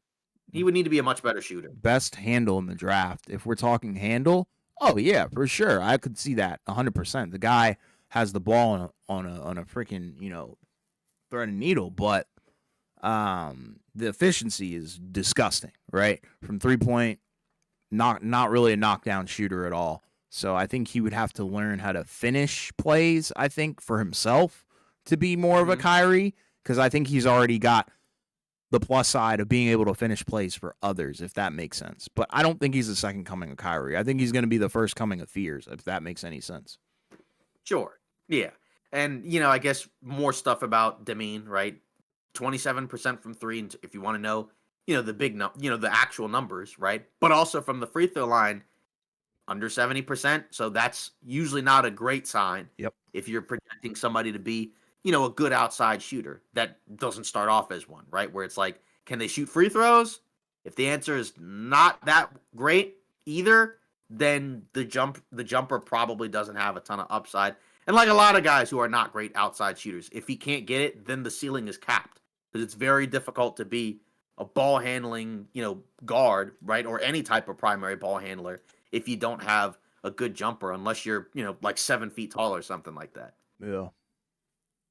And even a guy like Giannis, now he's improved his mid-range game, right? So still not a three-point guy, but we'll see what Demeen can do in Brooklyn. I mean, they've got a track record at least for developing some guys. So I mean, there's a potential for him to kind of be whatever the best version of himself is. But Yeah, I what don't know. a freaking another Josh Giddey? Like, come Brooklyn's on. gonna be a weird. Brooklyn's gonna be a weird team. I don't know what they're gonna do because again, so much cap space. But is anybody going there? Are they trading for anybody? I don't know. Some of that may have to be used to re-sign some guys, right? Like they're gonna have to use some of that, I would think, for Cam Thomas. And then, are they gonna do something with Kaminga? Are they just not gonna do anything? Are they gonna trade for somebody? I don't know. What would you do with the cap space if you're Brooklyn? Yeah, I don't I even know this is know. more so a draft discussion, but still. Yeah, I don't know. Maybe go out and sign, serious free agents and hope and pray that, Yeah. that turns into something down the line because they're kind of in a similar situation as Washington, right? They don't have the guy, right? Right. Like you have a good scorer, but scoring doesn't necessarily make you a superstar, right? You got to be a little bit more well-rounded than that. Yeah. Um, And now moving on, so I guess the ninth pick of the NBA draft, this is the Toronto Raptors. This is another one, right, where this is a team where they have a number of good players, but not enough where you're saying like, oh yeah, these are for sure my franchise guys, right? Like they have Scotty Barnes, who they recently paid.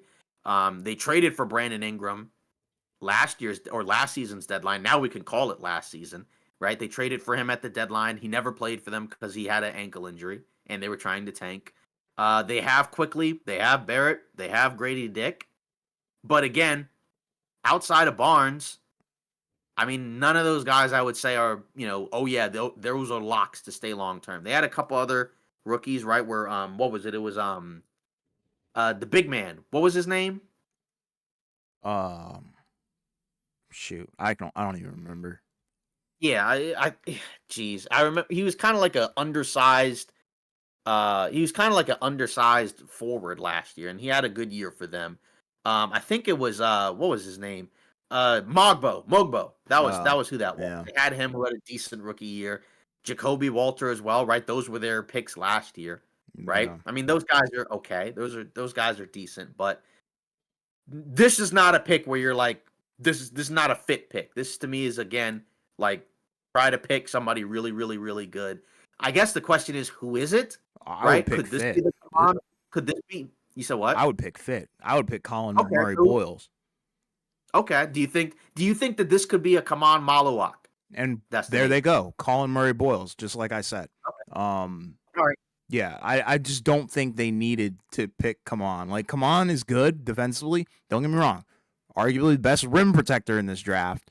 But Yeah. I think Colin Murray Boyles' switchability is what makes him so good. He can guard 1 through 5. No problem. Like I said, Yeah. offensively, you're not getting jack diddly squat out of him, right? Not a shooter, not going to take people off the drive, none of that stuff. But defensively, he can do so many things. He's just going to be a havoc wreaker, and I think that's going to be amazing. Next to guys like Scotty Barnes, right? Like Yeah. you just insert him into the lineup. Oh yeah, automatic defensive plus. Yeah, and it gives you some more versatility with your lineups because you do have Jakob Pertl for now, but now you could potentially run some small ball lineups, right? Where you could have that guy, like you said, at the 5, kind of playing a small ball 5, or at the 4, you could have him and Barnes and Ingram and all these other guys. So, yeah, I'd say that that's another pick that makes sense, I would say, right? Just because of the fact that, like, for the Raptors, they're in this weird spot where they do have some good players. They're not the worst team in the league. And, if you feel like Scotty Barnes is your franchise guy, right, you can continue to get some other guys to put around him. So I would say that this definitely is a good pick for them. Yeah. Now, coming up is quote unquote the Houston Rockets, but it's actually the Phoenix Suns because this is the pick that's going to the Suns in the Kevin Durant deal, right? We talked about the Durant deal already. If you want to see more, if you want to hear more about that, you can check the last couple of episodes, and we talked about it, I think, in that live stream after the Thunder won, right? But for the Suns, sounds like everybody's saying like they want a center, they want to take a center. So would this probably be the Malawak Yes. situation? Yes. You can't pass on him. He's the best center available defensively. We'll get to another center because there is one that's better offensively, but you need a true defender. Doesn't really project as a shooter, shot in the combine, but then again, Zach Edey shot in the freaking combine, so there's that. Shots in the NBA too. A little bit, yeah, here and there, but come on, very good rim protector. Super young, a lot of upside as well. So I think there's Yeah. no question about it. You kind of have to take him here. I would either go him or maybe Carter Bryant. Yeah. And it got to draft a shooting guard. They have no depth. LOL. All right, bro. That's Yeah, funny. just run 5 shooting guards. Why not? Yeah, why not? I mean, but yeah, I don't think they're gonna do that. I think, like you said, it's probably gonna be one of those two guys. Because I mean, I think most people feel like those are the two of the best players on the board, anyways. But for the Suns, if you don't feel like Nick Richards is your cup of tea as your starting center, yeah, then I mean, there'd be no reason not to take Kaman Malawak. Again, we'll see who they actually pick. But everybody's been talking about for a while. They need some type of big. So Yeah. that's kind of the guy that you expect them to take. But, we've been surprised before by some of these teams. I mean, Phoenix surprised us before when they were in the lottery last time, right? They took Jalen Smith, right? Yeah. That was Oh kind of like God. Yeah. Ugh. that was kind of a surprise when they could have had, other guys, including Tyrese Halliburton, by the way. Yeah. Who wouldn't want him? Jeez, bro. It's freaking nuts. Yeah, but I, My I team guess passed on him too. I feel their pain. Holy. yeah. So, what's your favorite pick so far of the 9 guys that are getting picked soon to be 10? Since we're, kind of I guess a third of the way through the first round. Either Colin Murray Boyles to Toronto. I really like that one just because of the defensive upside. I thought he was going to go earlier, right? And I'd probably go with Trey Johnson because I didn't expect him to fall to 6. Wow. I thought he was, a lock for top 5, top 3 even. Right. So yeah, those are my 2 for sure. What about you? Yeah, I'd definitely say that. I mean, aside from the obvious in terms of the top picks, Yeah. yeah, I think you can't really go wrong with those picks just because, like you said, those are guys that could have easily gone higher. But, I guess the teams at the top felt like they knew who they really wanted. I guess they didn't want those guys. And so they chose, to kind of pass on those players. And that's kind of the nice thing about some of those teams where they did fall in the lottery, but they still ended up getting the guys who they would have taken anyways had they not gotten 1 or 2. I mean, we know if you're the Wizards, yeah, if you had gotten 1 or 2, you would have taken Harper or Flag, right? And obviously those guys are going to be better. But this is not necessarily like a worst case scenario, right? Like, they could have, those guys could have already been taken. And then if you're the Wizards, you would have probably been forced to maybe take one of these guys who, again, are good, but you probably would have still liked to have had the guys that you ended up taking. Yeah, exactly. Yeah, so we're still waiting right now for the 10th pick, but it sounds like according to Michael Scotto, pick is in. And other guys who cover the Suns as well, John Gambadoro, who does really good work with the Suns in terms of inside information. It does sound like they're going to take Kaman Maluak, Good. right? That's the So first smart thing they've done in a while. yeah, well, they do have a new GM if I'm not mistaken. Yeah. So Mm-hmm. yeah, so that's again, this is a pick that makes a ton of sense, pretty much a no-brainer. Didn't really have a center that they felt like was a starting caliber center. Guess they thought Nick Richards could be a starting center, but probably isn't. And then now you have a guy where, like you said, defensively is kind of the main value here, right? The offense is still kind of in development, in progress, potentially. Whatever the ceiling offensively is, isn't probably going to happen as a rookie. But if you're the Suns, you were terrible on defense. You didn't have any big man depth. So this one looks like it makes the most sense. And it looks like we have another trade where the Charlotte Hornets are sending, as Untamed mentioned in the chat, Mark Williams will be going to Phoenix for the 29th pick. So now they have 3 centers when they just had 1. I mean, so what do we think? Mark Williams from Charlotte to LA, back to Charlotte, now over to Phoenix. I mean, you can't really complain. Why would you do this if you're Charlotte? I think you could have gotten more, but if you're freaking Phoenix, you got to be ecstatic, right? This is exactly what I think we talked about during the KD trade, right? Use, some assets or something, do something, right? To prioritize depth and really build that center spot. So this is cool. I think, there's potential to, I don't know, maybe run double big, but even as then, Untamed said, reunited. Yeah, with Nick Richards. Yeah, even then, like, I think it's pretty cool that you get Malawach, who's super young, and then you have Mark Williams, who I think has a ton of upside when healthy. Yeah. So I guess if you're the Suns, you traded Durant, you were able so far, presumably, unless stuff changes, got Mark Williams, got Kaman Malawach, got Nick Richards. You're gonna have Jalen Green, I guess, and you're also gonna have Dylan Brooks. So what do we think of that haul? I mean, it's still mid, right? I want to see them break down Jalen Green into something else, get off of Beal. Then we can have a conversation about them. But, yeah, I don't know. This is a Yeah, and I W. guess This is a W for them. oh yeah, for sure. I guess the question is if you're Charlotte, so they don't have a center, I guess, right now, right? That's what I'm saying. Still mid, but KD wanted out either way. Like, now the return doesn't, it's still not Durant, but it's not, I guess, but it's not the same. I guess the question is, if you're the Suns, what would be the point of drafting Malawak if you're also going to get Mark Williams? Just to have as much big man talent as possible? Yeah. Depth. I'm telling you, that was going to be Right. what teams, especially ones that look to contend, are going to prioritize, right? They're not going to look for, oh yeah, like we'll be fine with just Mark Williams. Yeah, well the guy's made out of freaking paper, so you kind of needed to have a guy like Malawak. No, I'm serious, right? Like now you have Malawak, now you have Richards, who's actually a decent backup, not a good starter, but a good backup. Yeah. And Malawak's going to learn, so it's youth, right? You're building youth on top of an interesting core that you have anyways. So and we already know Book is actually one of the more easy players, I think, to build around. You just got to do it right. Simple as that. You really just have to have a good basketball mind to surround him with great defenders, right? And obviously a second option, a good second option. Yeah. So as Untamed said, it's Mark Ford, the 29th pick of the draft, so that will go to Charlotte, and then a 2029 first, which reportedly is the least favorable of Cleveland, Utah, and Minnesota 1 through 5 protected. Okay.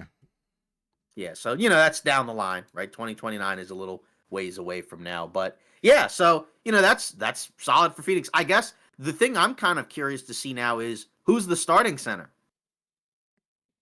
Probably Mark Williams. He has the experience, right? Yeah, and then would you say Richards is the backup, or would you probably have like Malawak?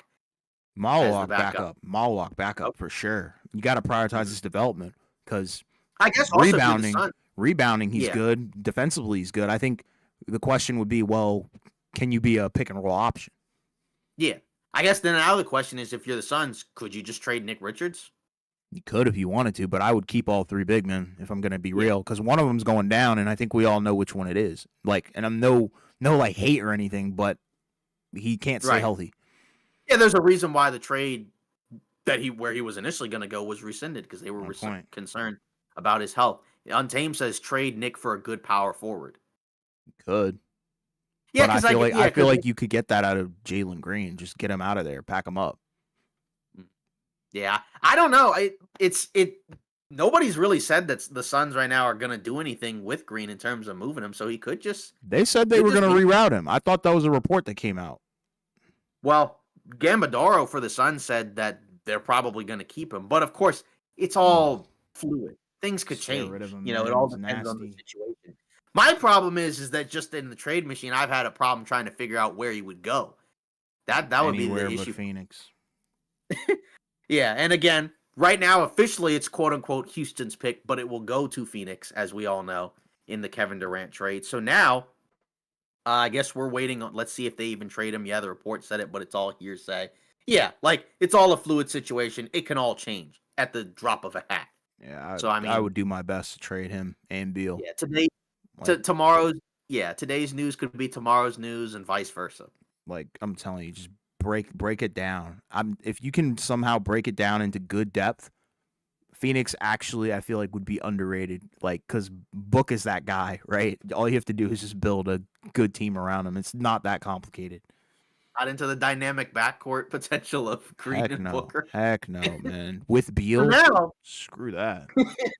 That's funny. So now, up next, number 11, the Portland Trailblazers, who traded for Drew Holiday. Right? They traded Anthony Simons over to Boston for Drew Holiday a couple nights ago. Right at 11:30, when probably a lot of people were either asleep or not paying attention to Shams Charania and others. So I'm curious to see what Portland does here. Because, you got Scoot, you got Sharp, right? You kind of changed your guard room by moving Simons out for Holiday. This is good. And you got a pick in? So right, who is it? The Portland Trailblazers are trading Cedric Howard at number 11 to the Memphis Grizzlies. Oh, man. This is perfect for Memphis. Holy cow. All right. That is perfect.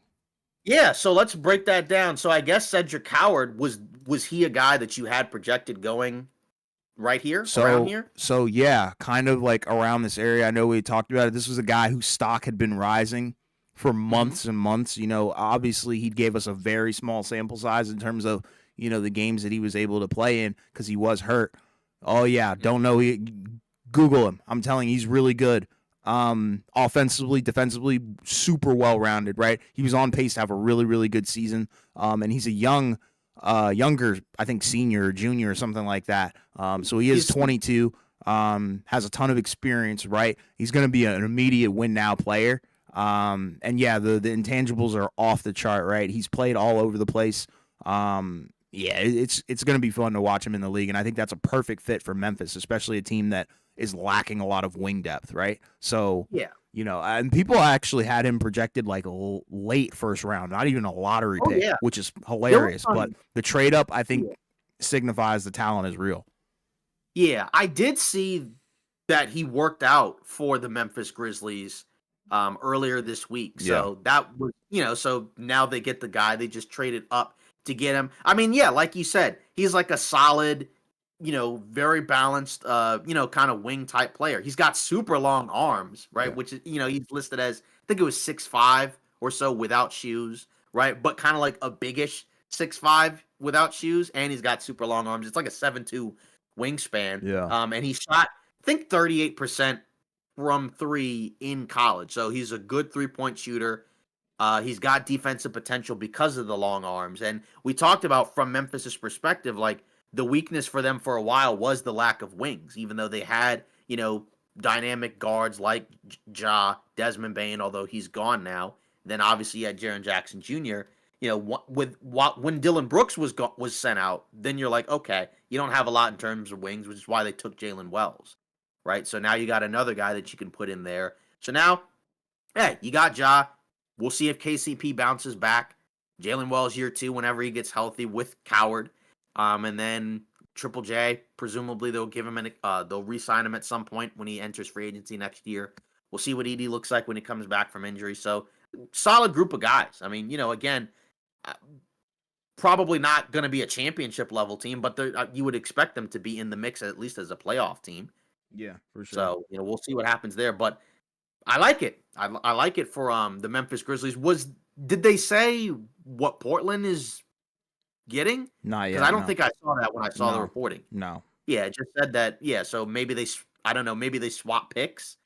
I Maybe, guess maybe. because I think Memphis had the 16th pick, which came from Orlando. But Somebody if said on Twitter that's a very unfortunate last name. it is, Dang, I never even thought when I of it like read it, that. I was hoping that it was like a different pronunciation, but Yeah, it was like, and then Untamed said, "Don't know coward. How is he?" yeah, That's yeah. funny. Oh man. Yeah, yeah. I mean, yeah. I think he'll be. I think he'll be a really good player for Memphis. I like that pick, assuming he goes there. Because again, they need those type of guys, right? Because So especially because so where they felt, yeah. the Grizzlies are sending number 16, a Okay, so 2028 first round pick via Orlando and 2 second rounds to Portland for Cedric Coward. So that's a pretty decent okay, haul. all right. So they are swapping picks, but in addition to that, it's also the other stuff that they're giving up. Okay, yeah. So yeah. Regardless, I like that a lot, just because of the fact that again, if you're the Grizzlies, you need more of those type of guys because where their season kind of fell off was the defense, right? They were one of the best offensive teams in the league last year, but then defensively they fell off a cliff, and Yeah. then they went from one of the top 3 teams in the Western Conference that they dropped, as you know, and as we all know, all the way down to the play-in, and then got annihilated by the Thunder in the first round. Even though Ja did figure them out, he said midway through the series, if I'm not mistaken. Yeah. Wow. Yeah, so I guess so now that we know who's going there, I guess the next pick, right, if I'm not mistaken, is 12, and that's the Bulls, right? Yeah. Because we were talking about them earlier because I know Untamed mentioned that they were potentially looking at maybe trading one of those guards before the 12th pick. I mean, I guess the question is here at number 12, if you're the Bulls, what are you looking for? Because I mean, they don't really have anybody that's like, in my opinion, like long-term untouchable. They have, some good players, right? You got Kobe White, you have Giddy, and a few others, but just as a whole, What's the move here if you're the Bulls? Yeah, I don't even know. I mean, Yeah, like because you could is go. this a Derek Queen spot? I was thinking about that, but at the same time, I'm like, I don't think they do it. I don't think they'll do it. I think they're gonna go. Because I think they're gonna do the most Chicago thing and pick somebody weird. I think they're gonna probably pick like a wing or something, an unnecessary wing. Like it wouldn't surprise me if they pick Asa Newell or the guy from France, Noah. I can't pronounce his last name. Too tired. Sunday, Too Sunday? tired. Yeah, whatever. They could pick Thomas Sorber. I think Yeah. Sorber might be a better fit than Queen because I think his stock has fallen a lot, more than people might realize. I think he might fall out of the lottery. Well, he's getting pretty close That's what because I'm I mean saying. the 14th pick is the end of the lottery. So once you get past that, then going to you're going to a non-lottery team. I mean, 15 is the first non-lottery pick. That'll be Oklahoma City. So maybe Yeah, I don't know, maybe he falls there. But either I've seen way, that projected. That wouldn't surprise me, right? That yeah. gives you So offense, at the center position off the bench, right? That could be kind of sneaky.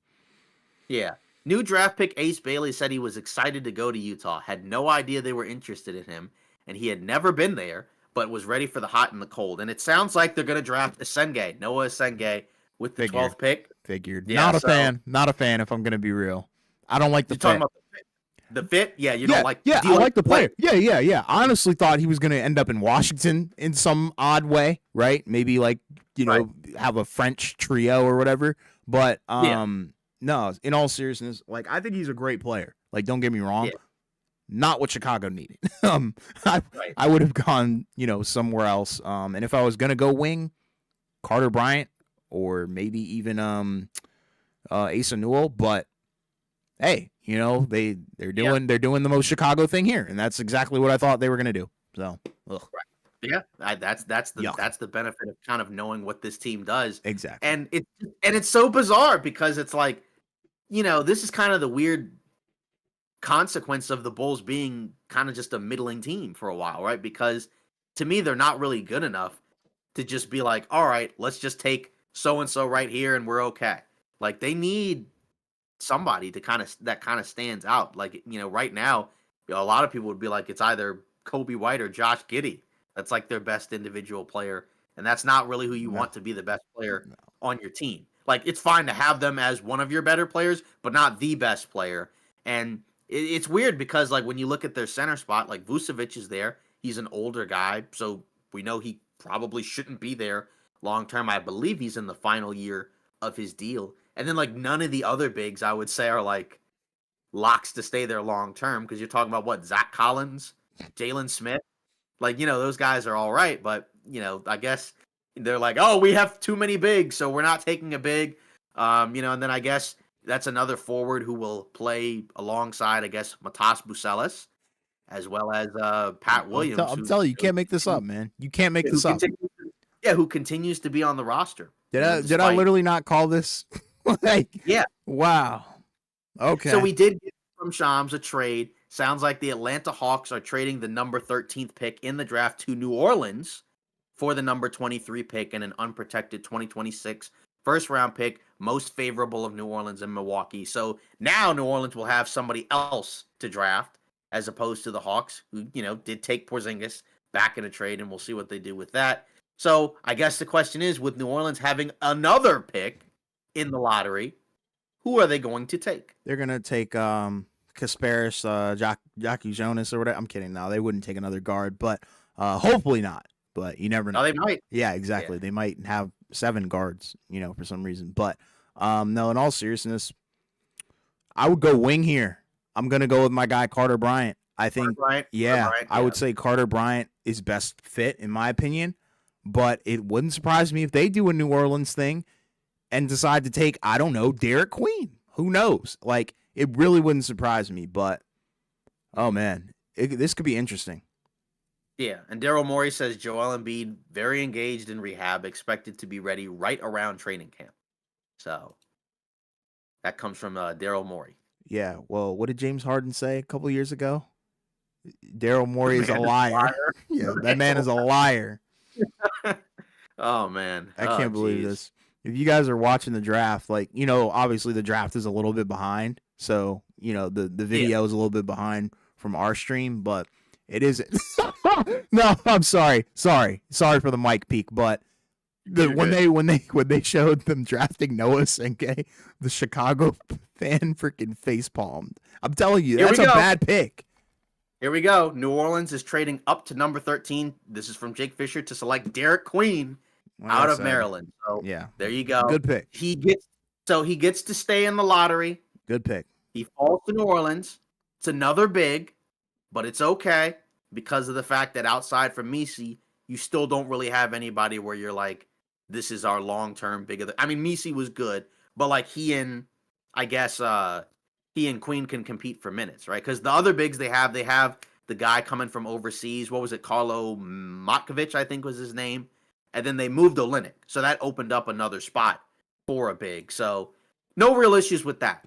Derek Queen, this was a guy that I think you really liked a lot in the draft, as I think did most people. We Yeah. all like him. So what do you like most about him in terms of how he can fit in with New Orleans? Old school game, right? Yeah. Back to the basket big for sure. Gonna be a hub, or well, was a hub in college. Not sure how it's gonna look in the league, right? Don't know if he could be, the second option or even a third option to Zion. Like that team is very crowded with a lot of talent. Not a good defender, but I think offensively he's got great touch, right? Kind of reminds me of Şengün a little bit in terms of what he's able to do playing back to the basket and stuff like that. So I think as time goes on, he might be one of the best players in this draft. New Orleans, I wish it wasn't New Orleans, but at the same time, you can't really be mad at it. And I think when you see guys, when you see teams trade up to grab guys like this, normally it's a good sign, right? So I think, the fact that New Orleans traded up to grab him like this, I think it's great for him and New Orleans as well. Like you really couldn't ask for, better. And it's good because these are young guys, right? Like, very good. Like, yeah, the Fears pick is an odd fit, but maybe, a few years down the line, like he might be their starting point guard, post DeJounte Murray, post Jordan Poole, right? And then Queen is going to be, he could potentially play like the four realistically, right? If he pans out alongside Yves Missy or whatever, play anywhere. And like you said, the Şengün comps are there just because he was a really good passer.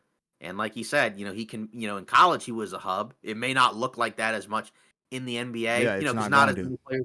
Yeah, not as many players in the NBA do a lot of work in the post, right? That's not a thing that happens as much anymore. Right. But, either way, again, like you said, it's a good player. It may not be the best, like the most ideal team, but it's okay because he'll still get opportunities to play and get minutes because again, what other bigs outside of Misi is New Orleans like? We can't play Derek Queen over, right? So right. So and so Atlanta moved back to 23, so they're out of the lottery, and that's fine for them, right? Because they're in a little bit of a different spot than New Orleans, right? Because I think there's a little bit more of a playoff foundation for the Hawks, and they're in the East. So that's, and they just traded for Porzingis. So I guess that's all right with them moving down to 23. But now we're moving to the 14th pick, and that's the Spurs again, if I'm not mistaken, right? Yeah. Yeah, so, the Spurs took Dylan Harper already. So now they have to kind of choose who they want to take 14th overall. Probably doesn't need to be a guard again. So I guess the question is, do you go for a big or do you go for a wing? Oh, yeah, they could do a couple things here. They could they could be really interesting and go Sorber, or they could go Asa Newell. And I think Carter Bryant would be a solid pick too. But no guards. No need for a guard. Just go straight wing, forward, or center. So I am curious what they do here. Of those three, did you have like a guy that you like the most, or are you kind of just like, whatever? I guess when I'm looking at the Spurs again, like when you're talking about the bottom part of their roster, like yeah, they have guys who could potentially be the backup center, like I guess Charles Bassey or Mamou Kalashvili.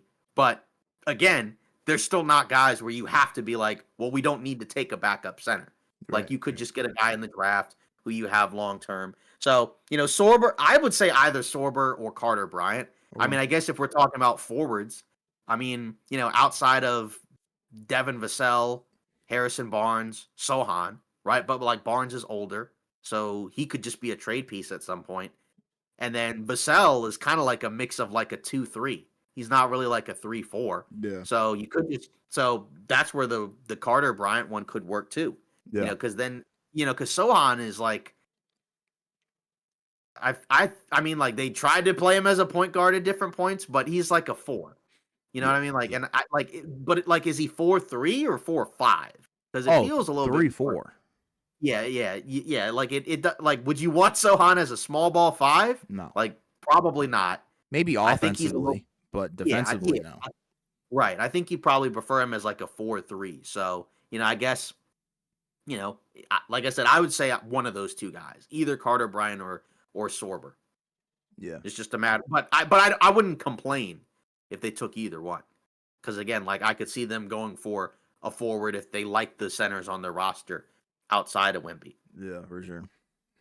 Yeah, so we're still kind of waiting for them, but I'm sure it'll probably come up soon. And it's hilarious, right? Because again, the draft we knew was going to start off relatively normal, and then it got weird, and it's just continued to get even more and more weird as we've gone down the line. Honestly, Yeah. yeah. What's the weirdest thing you've seen so far? Probably the Fears pick. Yeah, Not really a fan of that. Like, yeah, I'm sure NBA Twitter's like, yes, Jordan Poole and Jeremiah Fears, amazing backcourt. We're gonna see highlights for days, but I don't know. I think there's more to ball than that, and I think New Orleans messed up big time. They could have really, I think, built up their wing depth and their center depth along with Derek Queen, right? So I think that's the one that kind of pisses me off the most. Another one would probably be Ace to Utah, if I'm going to be real. I think that is probably going to change, I think, the outlook on his career in a negative, right? Because he clearly wanted to go to a team where he's going to have the green light, and I think it's going to be more of a yellow light, if I'm going to be honest. I think they're going to have him on maybe a tighter leash, right? It might make him a more well-rounded player development-wise, but I don't think we're going to see the true blue chip talent that he could have been if he had gone somewhere else. Yeah, and according to Jake Fisher, Micic, right, who was in the Phoenix, who was in Phoenix earlier this season, right? He was traded he was traded there at the deadline in the Nick Richards trade. He's heading back to Charlotte, so to help out and continue to build the culture there along, right? So That's funny. that'll be a pretty balanced out locker room, I would say. Oh man, what a joke. Yeah. So, yeah, I mean, at this point, we're still waiting for the Spurs to pick who they want to pick. Again, poor Micic. Oh, yeah, I know. That's what we were thinking. If you're Con Kneppel, are you happy that you went to Charlotte? Yeah, for sure. Okay. I think he would have been happy wherever he went. You know what I mean? Okay. I think he's the go along, get along kind of guy. Okay. I know we shouldn't be talking about people's personalities, but in terms of, ball, I think it's a good fit. I think that is a pick that should be talked about a lot more because I think Charlotte actually did a good job. Now, it could look very, very bad if, say, Trey Johnson or Ace Bailey look like freaking, superstars, right? Compared to Con Kneppel, it's like, well, we just passed on 2 superstars in one draft. Who knows? But I think for the here and now, it's good because, you're looking at it from the perspective of, all right, we're building around LaMelo, we're building around Brandon Miller, and Con Kneppel is the perfect, connecting piece for the two. And I think, really, the whole draft got messed up when Philly picked VJ Edgecombe because I really think Charlotte probably would have picked him because he would have been a good connecting piece as well. But Con Kneppel's, I think, worth it for sure. Yeah. Did we talk about Esenge enough? I feel like we kind of sort of. I mean, we kind of crapped on it. Right. And the timing of it was perfect because as we were crapping on it, the presentation was showing the Chicago fan when they picked him doing the face palm. Like, what are you guys doing? It doesn't make sense, right? It just wouldn't have made sense for him to go there. it's giving me the vibes of Salon again, right, from last Okay, year, where right. not He shot not a up. not a bad player, but shot Yeah, up for some odd reason to a bad middle of the pack franchise that doesn't really know what they're doing in terms of drafting and talent yeah, development. So that scares me for his career. yeah. Scoto put out Carter Bryant going to the Spurs. That's done. Good. Um, Perfect. so that's yeah, so that's the pick that I think we thought would Yes. probably either that or Sorber because we talked Predictable. about from a forward perspective, they don't really have a lot of forwards like Carter Bryant, right? Like I said, Vassell more like a 2-3, Sohan more like a 4-3. Carter Bryant's kind of like an in between, right? So like you got and again, he's got a lot of really good skills that I think will translate very well to what the Spurs want to do. Yeah. I honestly thought he might actually have gone a little bit higher, Me too. but I had him he ended mocked up a lot falling. higher. Yeah, so if I'm the Spurs, I'm feeling really good about the two guys that you grabbed Yeah. because I mean we knew that Harper was going to go to the Spurs, but to also get Bryant too, I think that's some really good work. Yeah, that's elite, man. And again, he's not like a guy that you're looking to create, but he can do a lot of other things, right? Like he again, another guy that can make the extra pass, he can read and react, he can defend, we'll see, if the jump shot comes over, right? But again, he can at least shoot from 3, I think at a pretty good clip. So I like a lot of what he does. So I'd say that Yeah. that's a pretty good pick for them. And he's what? I think without shoes like about 6'7" Yeah, with about that. 7 foot, yeah, with a 7 foot wingspan. So again, that fits into what the Spurs are doing right now with a lot of these long, again, two-way type of players. So I like the pick a lot, and we'll see what happens from here on out. But now we're moving out of the lottery, and we're moving on to the 15th pick, Oklahoma City. Right, they are as of right now the reigning champions. Did Yeah. not end up getting a top a top 10 pick in the draft, right? Mhm. Philly's pick ended up getting saved. Their Bacons got saved. They ended up getting the number 3 pick. Yeah. But they did get that 15th pick from Miami. I think that was in the Butler trade, right? Or no, that came from or was it something else? Mm. Sergio Mendoza says shout out OKC. Yeah, shout out OKC. Yeah, man. As the Shout out champion. OKC, man. Yeah. So they're gonna have the 15th pick in this draft. And I guess the question is, what do they need? I thought this could have been a Derek Queen spot, but obviously he's off the board. He went to New Orleans. So is there a different big? Do they go Sorber or do they even take a big at all?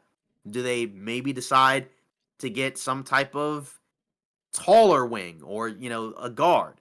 And shout out Paul George and Leonard for handing them their future. Pretty much, Yeah, man. Shout out to them.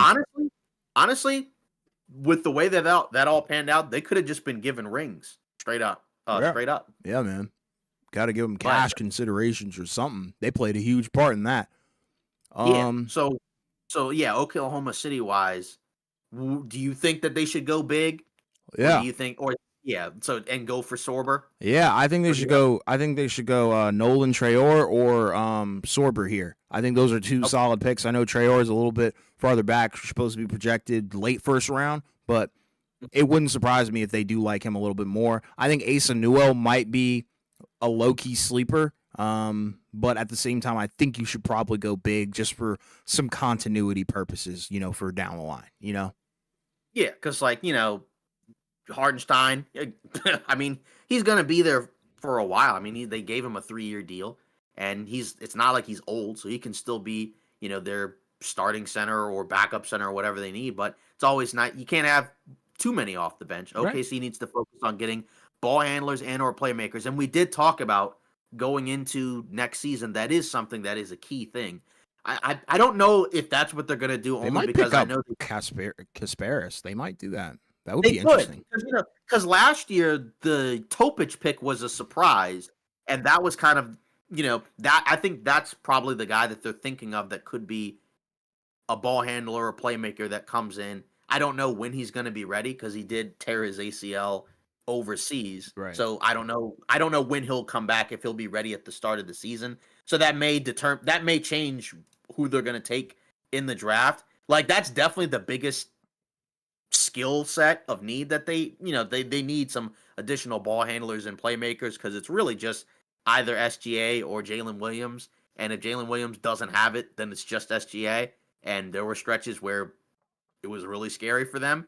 So I don't really have an issue if they took another ball handler because again, it's not a problem. But I wouldn't be shocked if they took a big just because again, just in case Hartenstein is out or if you want to give somebody else a big physical look at different points over the course of the season, you could take a guy like Sorber. But Yeah. I'm not going to be mad if they take, like you said, a Traore Yeah. or the other guy, Kasparis. Sure. So we'll see who they end up picking. But yeah, this draft has gone honestly even more crazy than I kind of expected. I mean, just because we knew that there were going to be trades, we knew there were going to be some moves. A couple of those came out of nowhere.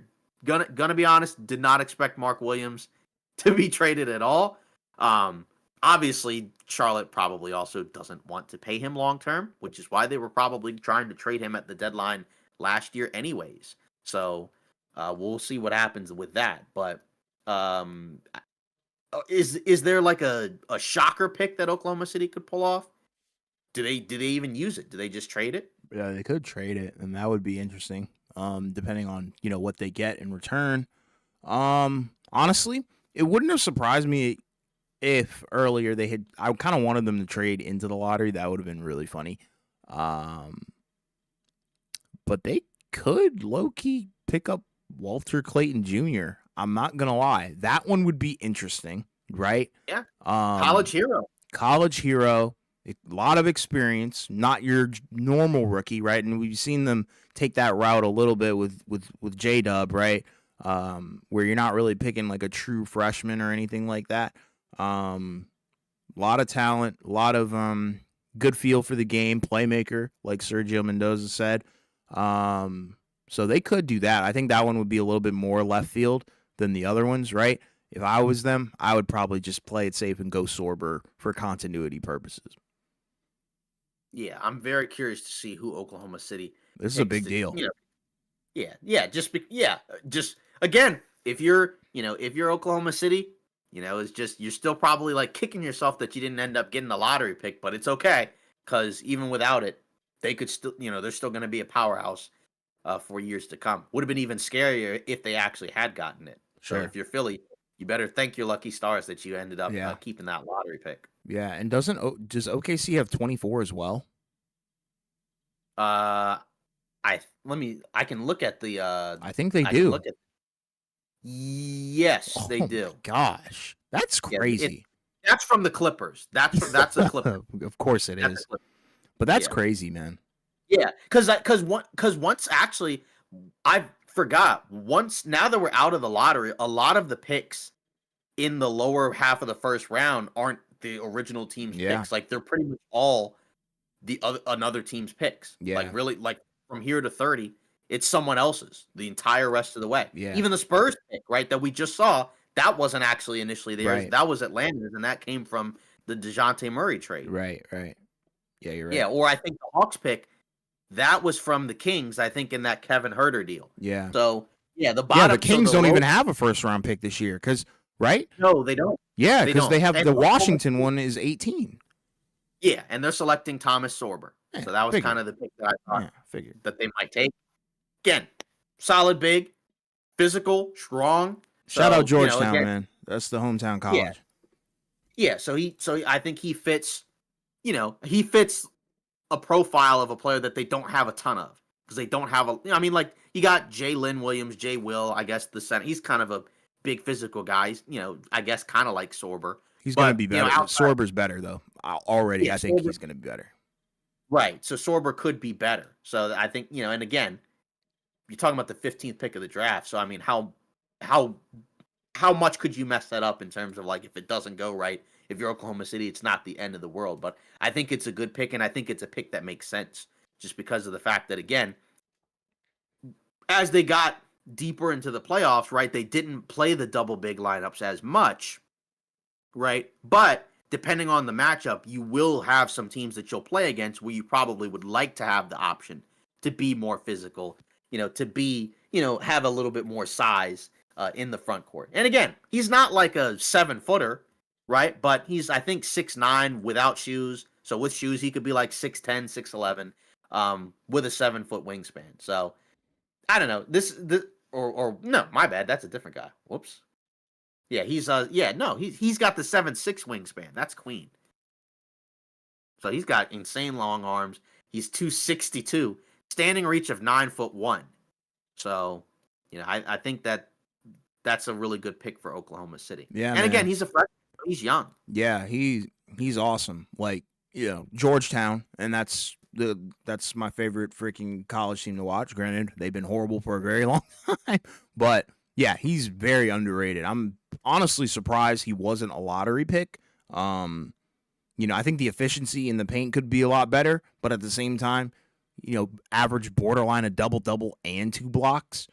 Very, very Yeah. good. Defensively, you're going to see the immediate impact. I think he's going to be better than Jay Will.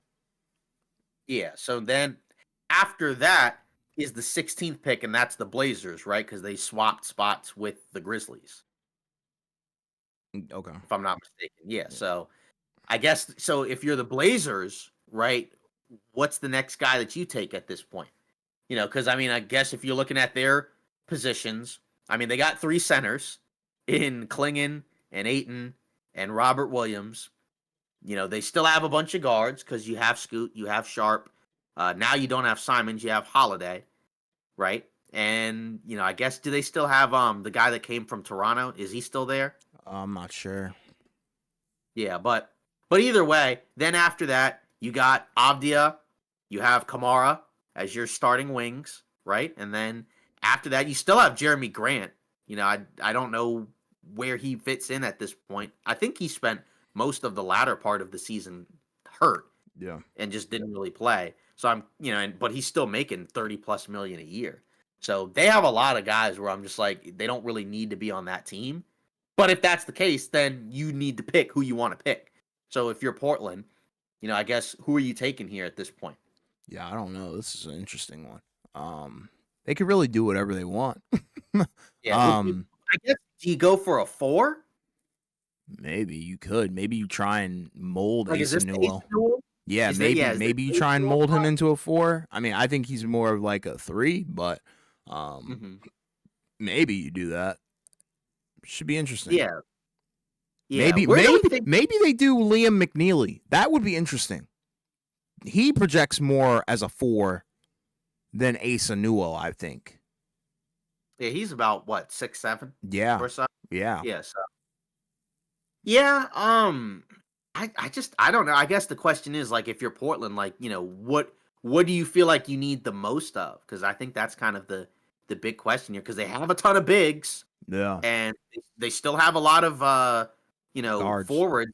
Yeah, and excuse me, guards. They have a lot of wings. They have a lot of bigs and they have a lot of guards. So it seems like a forward to me would make the most amount of sense. They could do Neat Clifford. That would be interesting. Yeah, it could be. Portland. Portland. I guess it looks like they're going to select Hansen Yang with the number 16th pick. Now that one was pretty surprising because I don't think he was mocked this high at all. He was like, I want to say he was like I think he was a 2nd round guy, right? Dude, hang on. I'm telling Let me make sure this is right. The Hansen Yang guy is the 7'2" guy from China, right? Yes. Yeah. Underrated, I think for sure. He could project like to actually be not saying like an all-time great, but an all-time steal. But at the same time, why? Another big. That's like your 4th or 5th big. What are you guys doing? I was gonna say I was gonna start kind of praising Portland for some of the stuff that they've done, which again, I'm not disagreeing that they haven't done some good things, but they have kind of been all over the place in terms of their drafting. Yeah. But, in fairness, like last year, it's like, last year's draft was different. And like Klingon seems like he'll be a solid, at least worst case scenario, defensive big. But yeah, that's the one where I'm like, yeah, that was a shocker because I didn't have him projected going that high at all. Yeah. I thought he'd be like a 2nd rounder. I don't know where you had him, but not here. Yeah, I was gonna say, did you? Yeah, I was like, I didn't even have him in the 1st round. I had him late 1st round because I had seen his stock slowly rising because of the highlights and the infatuation. But I don't know. This is weird. Yeah, I this is probably like the first legitimately shocking one because like just most of the other guys like yeah like say Jeremiah Fears we didn't expect New Orleans to pick him but it's like you assumed he would go somewhere in the top 10 but this one oh yeah this one kind of came out of nowhere so like you said he's got potential as a big skilled center but it's just it's just kind of hard to say a whole lot about him because again, you know, I haven't. In fairness, I haven't seen a whole lot of him. I know he played in the playoffs and in the CBA or whatever overseas in China, but just as a whole, I am curious to see what it looks like because it definitely came out of nowhere. Yeah. But I guess the best case scenario could just be, another big skilled center. But I mean, you already have so many. It feels like at some point that means if that's the case, it almost feels like you have to move at least one of Aiton or Robert Williams at some point, like because that's literally four centers, right? And maybe that guy doesn't play a whole lot. He could just maybe he stays in China at least this year. I don't know, but one of those bigs has to go. And I mean, you drafted Klingon, so it's probably either Aiton or Robert Williams. But still, like that's way too many. That's way too many. That one is definitely one where you're just kind of shooting for the stars. I guess the question is, do we like it, or is it too early to say? Too early. Okay. I just wouldn't have done that. Yuck. Yeah. So moving on. Anyways, after that shocker, the next pick is the 17th pick, and that's the Minnesota Timberwolves. They'll be picking 17th. Obviously, they went to the conference finals last year, right? As well as the year before. They took Rob Dillingham last year because the Spurs took him and then they traded for him.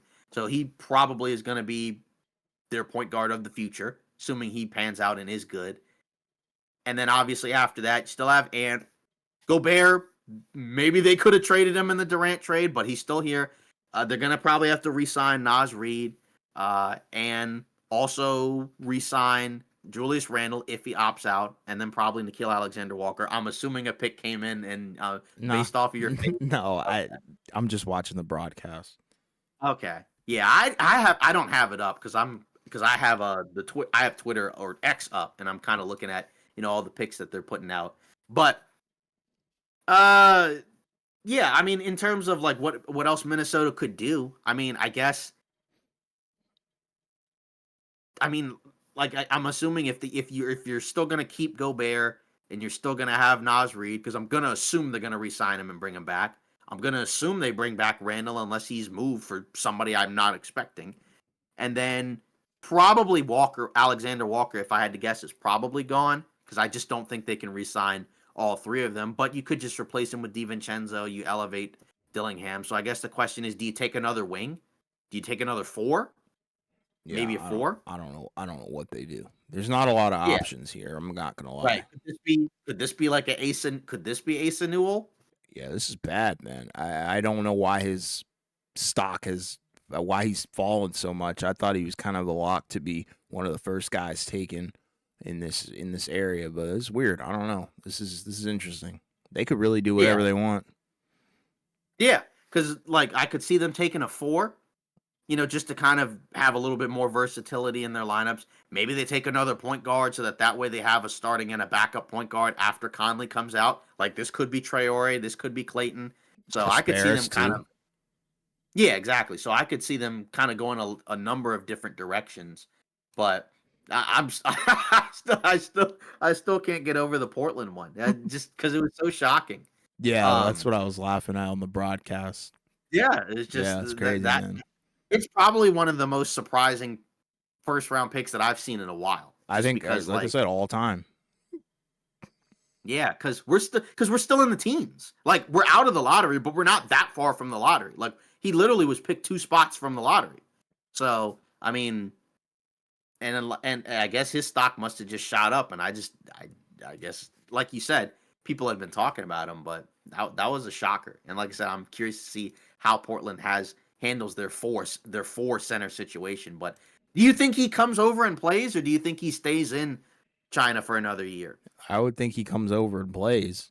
I mean, yeah, I don't know. This is weird. I still can't really wrap my head around Underdog it. Sports updated their center depth chart, and they actually had I forgot Duop Reith is still there, Oh my god.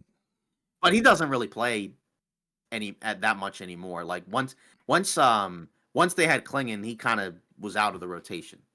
So, Yeah. but yeah, so then in other words, I guess they have 5 centers. So that's that's pretty funny. So, but again, we talked about like teams are probably gonna, if they can, load up on bigs because you need them. I mean, again, there are other positions of need as well. You still have to have wings, right? And as we saw, even for Oklahoma City in the playoffs, the double bigs didn't help them as much down the stretch. So you still need versatility and two-way play. But again, to get through the regular season and against certain matchups, you're still going to have some bigs. But how many are left at this point in the draft that you'd want to take at this point? That's the question. But maybe some of them you can kind of have as a 4 small ball 5. Yeah. Yeah, so now we're still basically kind of just waiting it out, trying to see what what the next team does, what Minnesota does. But yeah, that was crazy. Definitely Yeah. unexpected. So it sounds like the Minnesota Timberwolves will select Joan Behringer with the number 17 pick. So what do we think? When I said they could do anything, that is not what I meant. um, um, Another guy that I didn't have projected going this high, if I'm um, going to be honest what? with you. What? Yeah, another guy I did not have projected this high. I mean, I don't know where you had him, but I did not have him Not at this spot. here.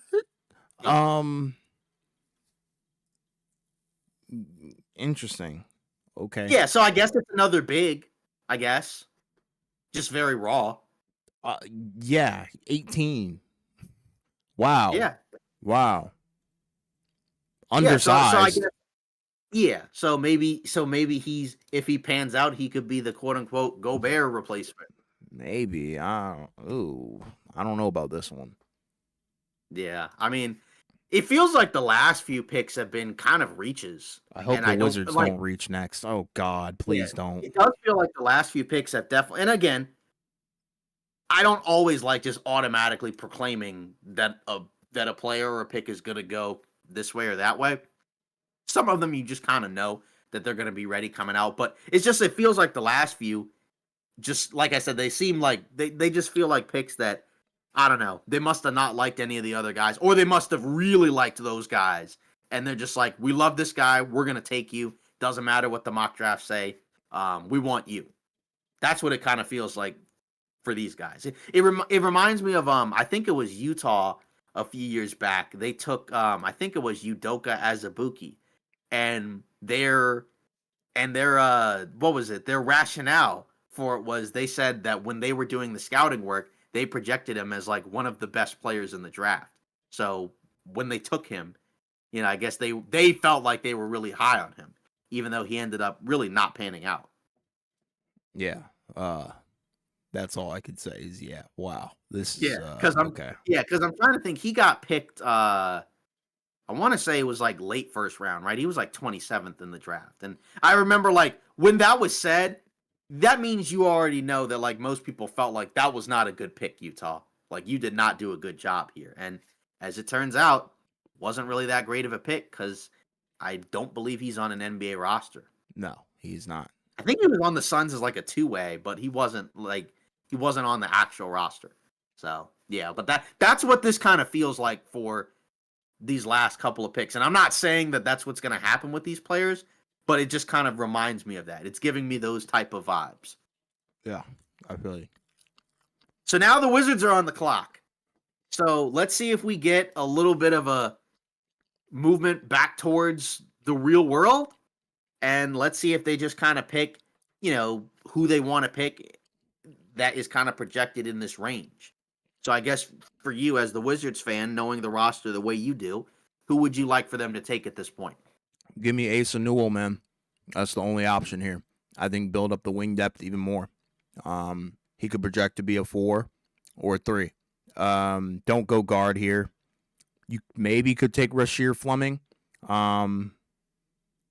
Maybe Neat Clifford. That would be interesting. But I think you go wing here or maybe big. I think any big at this point is a reach, and I don't want them to do that.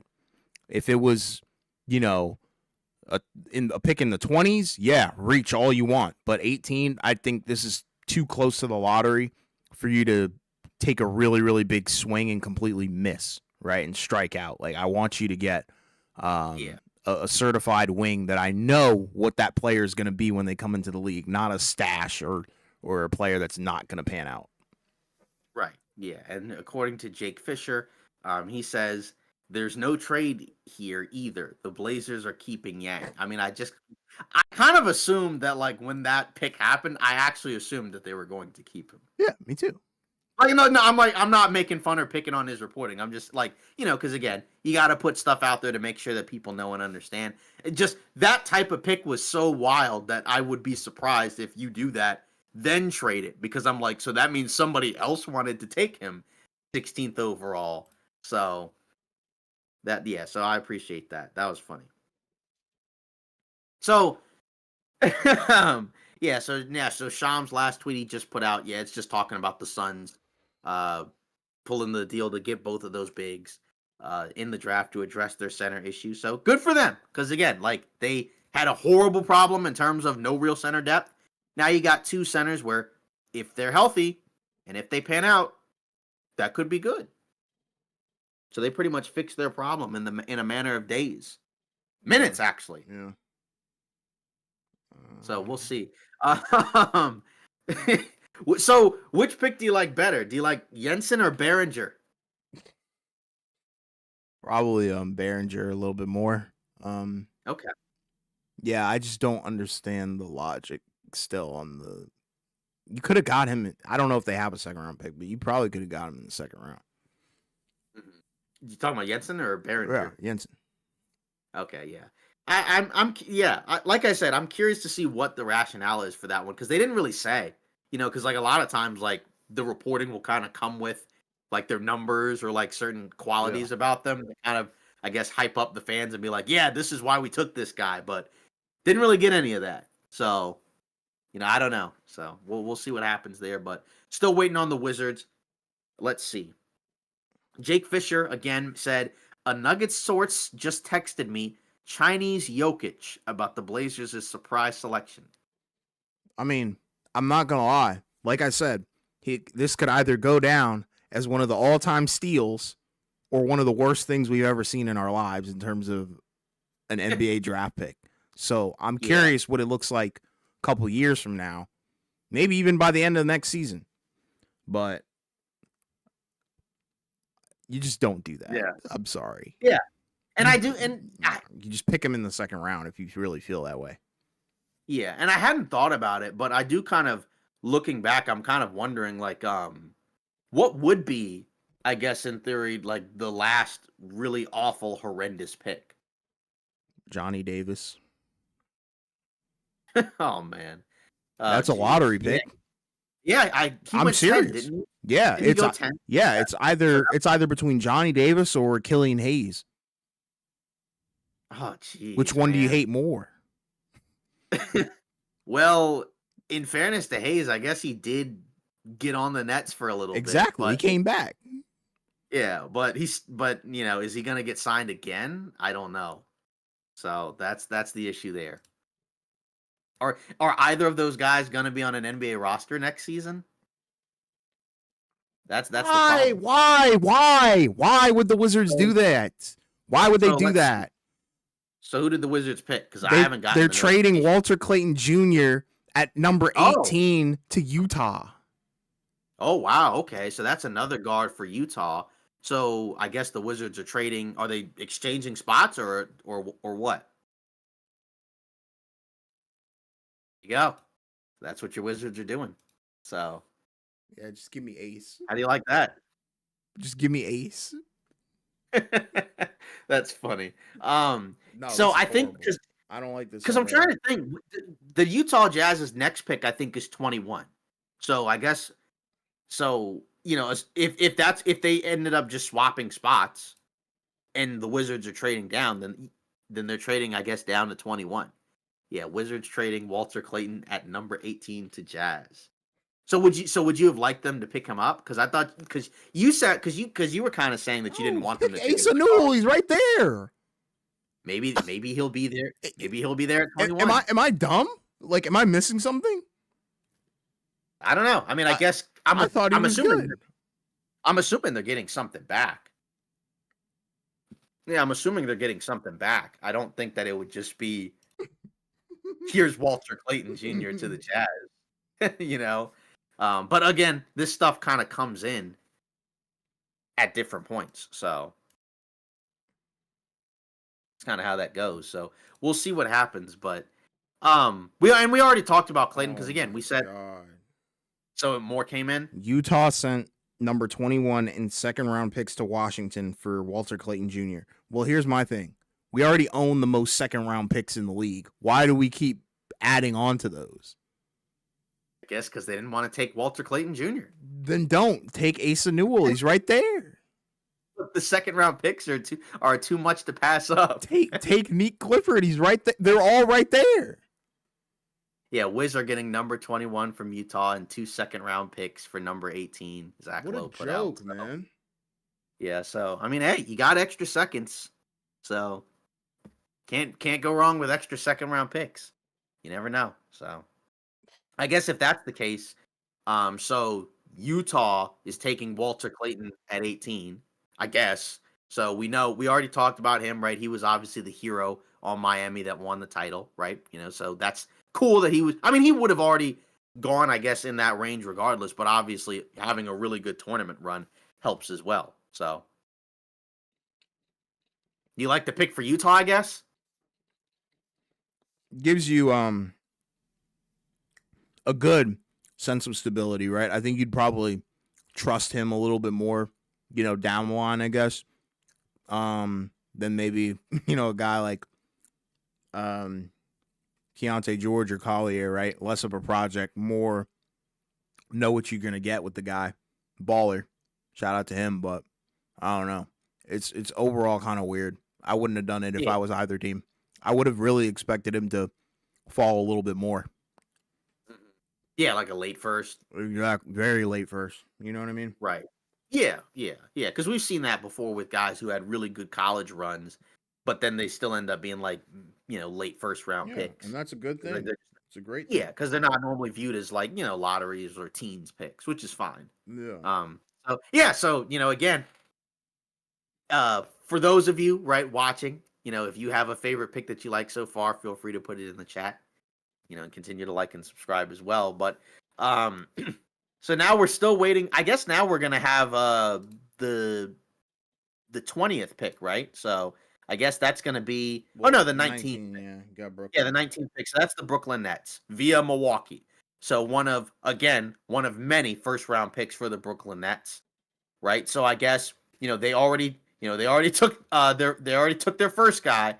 So I guess the question is now, moving on, who should they take next? Keep saying his name, Asa Newell. Yeah. So he could, yeah, and he may just be a guy that ends up continuing to fall. It's not good. Yeah, so we'll see. Not good. Yeah, we'll see. Let's see. So yeah, so Michael Scotto's putting out the same thing about what the Wizards are doing. So this isn't about the next pick of the draft. So everybody's getting the information at different points and putting it out there. So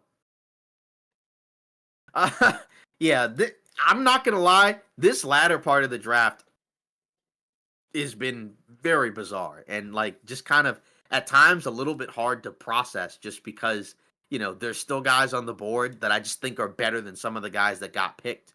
But I feel like but I also feel like they're significantly better to the point where it's kind of surprising and just kind of hard to react to. But I guess in theory, hopefully that means one of these other teams gets a guy that maybe they didn't expect to fall here, and then that guy can be a part of their roster. Like if you're the Brooklyn Nets, maybe you wanted one of those guys and you didn't expect him to get picked, and now you get him. Or if you're the Wizards, right? Same thing. So yeah, so according to Shams, Utah sent number 43 and then second rounders in 2031 and 2032 to Washington in this deal. So you do get a second round pick in this draft, just the 43rd pick. Mm. So number 20. Yeah, so Zach Lowe said it's the number 21 and 3 second rounders, and which includes number 43 tomorrow. Because if you remember, the second round is tomorrow. So I guess as of right now, maybe you might say it's kind of early. Which teams do you actually think did a really good job here so far? I think it's too early. You think it's too early? I mean, I think you have to put Utah in the mix, right? Yeah. They found a way to acquire what now two players in this draft already. You got Ace Bailey, who was regarded as a top 3 talent, and you got him at 5. And now you've got a pretty solid guy in Walter Clayton Jr. as well. So, and you didn't really have to give up a whole lot, right? To get into that scenario. So I don't think you can really hate on them. I think Memphis, they did a good job, Yeah. finagling that. I think, getting a riser in the draft and trading up to get that guy, knowing his stock was going up through the roof. Yeah, definitely a smart one for sure. Yeah, and the Spurs, I think you also have to kind of factor them into. Again, part of them factoring them in anyways is the number 2 pick, but I think also getting Carter Bryant too is pretty good. Yeah, I But agree. but like you said, it's always kind of I don't want to use the word annoying, but like you said, it's always kind of tough to kind of automatically put out winners and losers this early when none of these guys have played a second of NBA basketball. It's kind of like when we do the trades. Again, it is for content, so we do have to talk about it, but it is sometimes tough to be in the spot of winners and losers, say with trades or with drafts, just because sometimes the answer is not always that obvious, and you kind of do have to wait until some of this stuff plays out. Yeah, exactly. Because I mean, at the time, say if you're the Phoenix Suns, when you traded for Kevin Durant, I think most people would have said that they felt like that the Suns were the winners because you got Kevin Durant and a real chance to potentially compete for something. Now he's gone, right? Yeah. So now it doesn't look quite as good. Although, again, you got some okay players in return and whatnot, so you have a potential future to kind of build off of. But still, that's why it's sometimes, like you said, it can be a little too early. But obviously, those other 2 picks, those are the biggest shockers of the draft. I don't think anything's topping that at this point. Because, after that, it's guys that, would still have been projected as mid-late first-round picks that would just be falling further. So, I mean, do we expect any bigger trades to happen, or do we kind of think that that might be done? That we might have actually gotten through the biggest part of it? I think we're done. I think things will calm down. I think you'll see probably second rounders be moved, but nothing major. Yeah, so we're still waiting on what the Brooklyn Nets are going to do. I guess the question is if you're the Brooklyn Nets, do you actually keep all of 5 of these first round picks? Why not? Why not? No, why not? Yeah, just really commit to being young and bad, right? I don't know. Maybe I don't know what the thought process here is, but we'll see. Let's see what they do. Yeah, let's see. So according to Lucas Kaplan, right, who writes for Nets Daily, a fire eat Yegor Deming quote. The passing is something that I was always doing, and this is why. I believe in the game of basketball as a creative place. It's like an art, right? And I want to play beautiful. I want to play pretty. I want to play efficient. For me, there's never a sacrifice of myself for the team or something like this. It's about making the right decision. Um, Pause on that Good quote. quote, but Brooklyn Oh, has no. I'm just saying, like we'll revisit in a second, but yeah. Brooklyn has drafted Nolan Traore, so Okay. So so a guard. There we go. I don't understand that one, but cool. Well, maybe to replace D'Angelo Russell. Maybe, but isn't that what Yegor Demon was supposed to do? Why not have both? Wow. Backup and starter. So we're going with what 5 guards on that team? Wow. Yes, All you right. got those 2 guys. Cam Cam Thomas. I guess who are the other guards? Do we consider Derek Whitehead a guard or is he a wing? I thought he was kind of more of a wing, I thought he was but a 2. I guess you could say like 3-2. right? He's definitely, I don't think, a 4. So No. you could call him a swing. Call him a I swing. Or like guess. you could put him at the 2. Wow. You Yeah, could this is nasty, man. They're actually gonna use all these picks, aren't they? maybe nothing came up in terms of like what they could actually do They're in gonna terms of the use draft. them. They're gonna use them all. Jeez, Lord help us. Yeah, so I guess in terms of I guess Keon Johnson, is he is he still under contract or is he a free agent? No Then I clue. guess they traded for Maxwell Lewis. He's kind of like a swing, right? He's like a Tyrese Martin, kind of Yeah, an what a unsung hero for the team. yeah, I guess. Wow, Yeah, this is disgusting. All right, let's yeah. see what So Miami does. yeah, so next up, Miami. So they did not want to trade this pick for Kevin Durant. So whoever they take, it better be really good, I would say. So I guess the question is, if you're the Miami Heat, who would we like the Miami Heat to take? Asa Newell, Neat Yeah, Clifford. because it feels like they need some type of forward.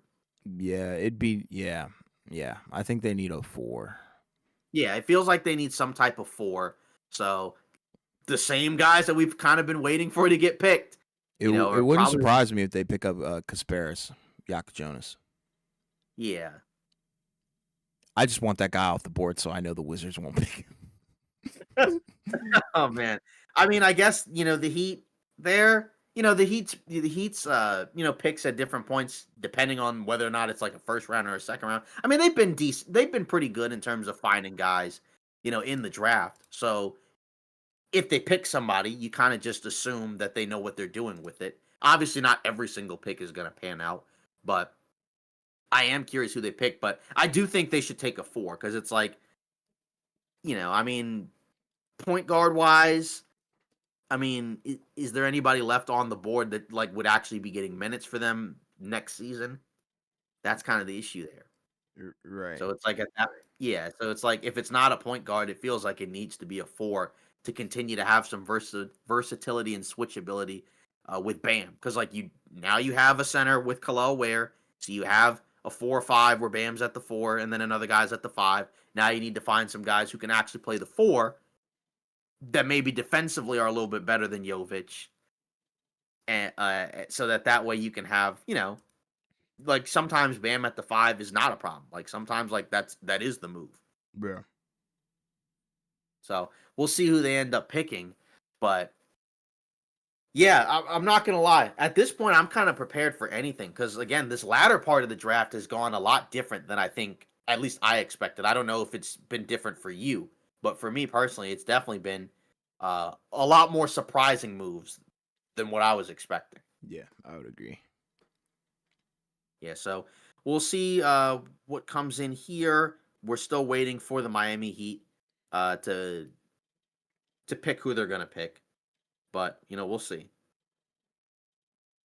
Like I said, either some type of guard or some type of 4, I think is probably ideal. As we mentioned, guys like Asa Newell, and others. So no, I mean at this point in the draft, are there are there guys that like are high potential players, or do you feel like they're like more so just kind of guys that can kind of step in and contribute right away? These are contributors, man. I don't see any star talent. I don't see anybody that's gonna, make a game changing impact. Um, but these are most likely role players, I would say, at this point, which is fine. Yeah, exactly. And for like these type of teams, that's also fine. So yeah, I think for these type of teams, that's perfectly fine. Let's see. So we're still kind of waiting. I guess since we didn't really talk a whole lot about him, I guess let's do you have maybe some more words about like Nolan Traore? I guess for the Nets. I mean, again, he's a guy that I think a lot of people feel like has upside, but again, he still is kind of a raw guard at different points. But he can score, drive into the basket. He's got some passing skills, but shooting wise, what do we think about him? Yeah, I mean, it's all right. I mean, like, I'm not really a fan of the pick in terms of the fit, right? Like, All right, here we go. Miami number 20, Kasparis. Yakashionis. Yeah, So there we I go. figured that was gonna happen. Yeah. So I guess now, do we like the pick for the Miami Heat? I mean, they'll probably find a way to get the most out of him, but he has a lot of potential. Point guard, but turns the ball over way too freaking much. Yeah. Um, Kind of big guard, right? So 6'6". yeah, turns it over a little bit too much for my liking, but has potential because he is a good passer, playmaker. But I don't know, kind of similar to Yegor Demon. Not really high on that kind of archetype. I get that. I mean, again, like I said, either a guard or a four to me would have been ideal for Miami, and I guess you got a guard, so we'll see what happens. But now, next up is the Washington Wizards, right? Who had the previous pick, right? That the what was it, like a 16th or whatever, 18th, excuse me. But now they moved down to the 21st pick. So again, same guys, pretty much that you wanted, are still on the board.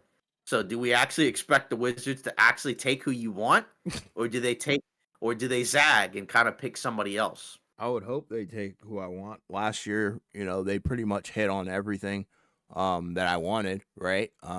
They picked up Sar, they picked up Bub, and they picked up freaking Keyshawn George. Those were the three guys that I wanted the Wizards to pick.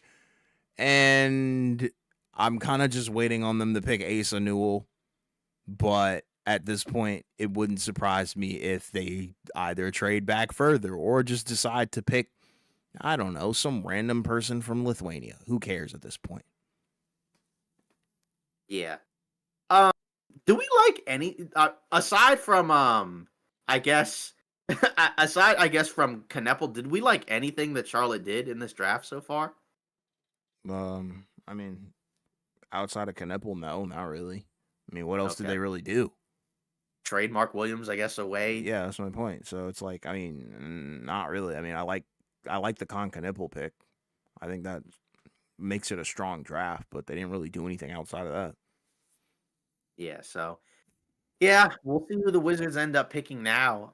Because the pick will probably be coming in relatively soon.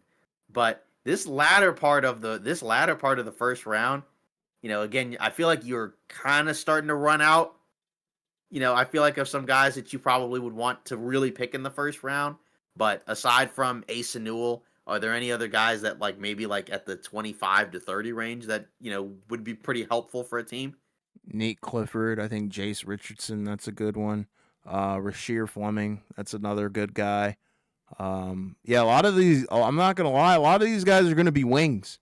Liam McNeely, Hugo Gonzalez, Drake Powell, Danny Wolf. A lot of these guys are wings. Because the centers are pretty much, yeah, don't draft a center in the first round here. They're Yeah, gone. they're all gone. They're gone. So, They're gone. so you're kind of just Yeah. stuck with a bunch If you of didn't get a center by this point, you were better off. You're better off not taking one at all. yeah, like at this point you got a lot of project wings or instant impact wings, right? There's not a lot of star potential here, but we will see what they do because they're still on the clock. But I don't know how I feel Yeah. about this. We could have just handled our business and got out of here. Yeah. Yeah, we'll see. Again, for the Wizards, I mean, you did get the number 43 pick, got a couple other seconds. So, and if you didn't want Walter Clayton, might as well trade down. So, can't really complain about that. But, we're still waiting for the Wizards to take their pick. The more and more that I look at it for the Pelicans, the more that I still continue to be very confused. But again, I guess, do you see the vision in terms of what they're doing here, or are you overall kind of blah on what New Orleans did? I like Queen, Mhm.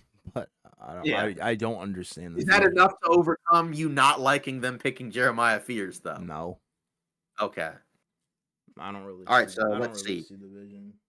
So Jake Fisher said Will Riley at 21. So he said had heard plenty of buzz about Washington liking Will Riley at number 18. They get the Illinois product here at 21. You're the Wizards guy. Break down Will Riley. Do you like this pick? No. Um. Okay. Yeah. No. I mean, like, 6'7", 6'8" guard, right? So kind of. I mean, I would consider him more of a forward. I mean, he was Okay. all right. Like freshman, didn't really shoot that well from the three. That's not too promising. Um, yeah, I'm not really.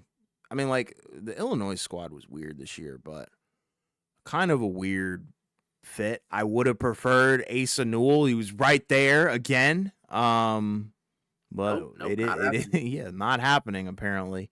I mean, he's okay. I don't think he's gonna get a lot of minutes though. That's the thing. I don't think there's enough minutes to go around because you look at the wings right on the team. You got And he's a very slight guy. very He's twig. Yeah, he's like, I think when I was looking at a lot of his physical stuff, I think he's he was like 180. at one. Yeah, he was like 180 or whatever. Even though he's like 6'8", 6'9". Yeah. So he's gonna have to contend with Keyshawn George, Bilal Coulibaly, and Chris Middleton. I don't know if the guy is going to play a lot. I would consider this guy a G League player. We will see, though. Yeah, exactly. So, yeah, I mean, we'll see. But either way, not ideally who you said you would have liked to have, for them No, to have picked. no, I don't like this at But all. We'll okay. see. So yeah. So moving on, I guess number 22, right? Number 22 pick in the NBA draft. Excuse me, and that is once again the Brooklyn Nets. So they've already drafted. They've already drafted. Jeez, wow, my bad. Anyways, they've already drafted all those guys. So I guess the question is now, who else at this Asa point Newell, Neat Clifford, the same old guys. And after this pick, I'm probably going to have to head out because I do have to get up very early in the morning. But Yeah, yeah. perfectly fine. So yeah, we'll see who they pick. The number 22 pick in the draft. I guess so we're in year 2 of the 2 nights NBA draft. What do we think about it? Do we like it? I mean, it's Or do you cool. It's kind cool. So you don't have to sit through like a 6 hour program, but at the same time, nobody's gonna be watching tomorrow. So I guess the only issue that I have is from all the times I remember, usually the first round, the draft in previous years usually went off around midnight, right? If you're on the East Coast, it's like 10:36. Still have about 8 picks to go. So it could, in theory, still not end until 11, and then that's just the first round. yeah, So, but I guess again, more opportunities for commercials, more opportunities for, I guess giving some more spotlight and shine to a lot of these players. But yeah, in terms of the Brooklyn Nets, I don't know. I guess they just haven't really been able to find anybody willing to take all these picks because but I mean, I know that you can trade picks after the draft. Like you have until you sign them officially, right? Before you can't trade them for X amount of time. So there's still plenty of time after the draft, even when they make the selections. But I'm just kind of wondering at this point, maybe they're just stuck with all these guys at this point. So we'll see. I can't. I'm watching this broadcast. This is freaking brain rot, man. Yeah, I haven't, to be honest, I have not watched those broadcasts in a long time since we've been doing this. For the most part, uh, like I said, my setup is I have X up, and then I just kind of look at, the reporting because they get those picks uh, before they get it on TV. Yeah. Funny enough, so still waiting on who the Brooklyn Nets are gonna pick, but it'll be coming soon. And obviously, once it comes in, we'll be breaking it down. We'll be breaking it down, and we'll be talking about who it is. Because again, the Nets still have, I think, a couple other picks, right? Don't I think after this they still have 26 and 27, if I'm not mistaken. So they still have 3 picks, including this one. Yeah. Which is kind of wild, honestly. I mean, but I guess the question is, do we like any of the guys that they took? Right, Demeen, and Traore or whatever, right? I mean, do we like these picks? No, I think these are whiffs. I mean, and that's I and that's just don't like the fit of all these guys, man. yeah, and that's the danger I'm of, being real, man. and sometimes that can be the danger of having this many picks, where it's like you're you may be more willing to just take shots in the dark and just kind of go after whomever and whatever. Yeah, it feels like they're like spray and praying. Like that's not really the kind of like mindset they should really have. I think they should really have scouted and figured out what they wanted. Like I don't mind them doing the Demon thing, but then you double down and get another guard. And what are you gonna do here? Like I would have just moved the picks at that point. Another guard potentially. That's what I'm saying, man. It wouldn't surprise me. Like it wouldn't Yeah, surprise me if they somehow find a way to pick Jace Richardson. My goodness.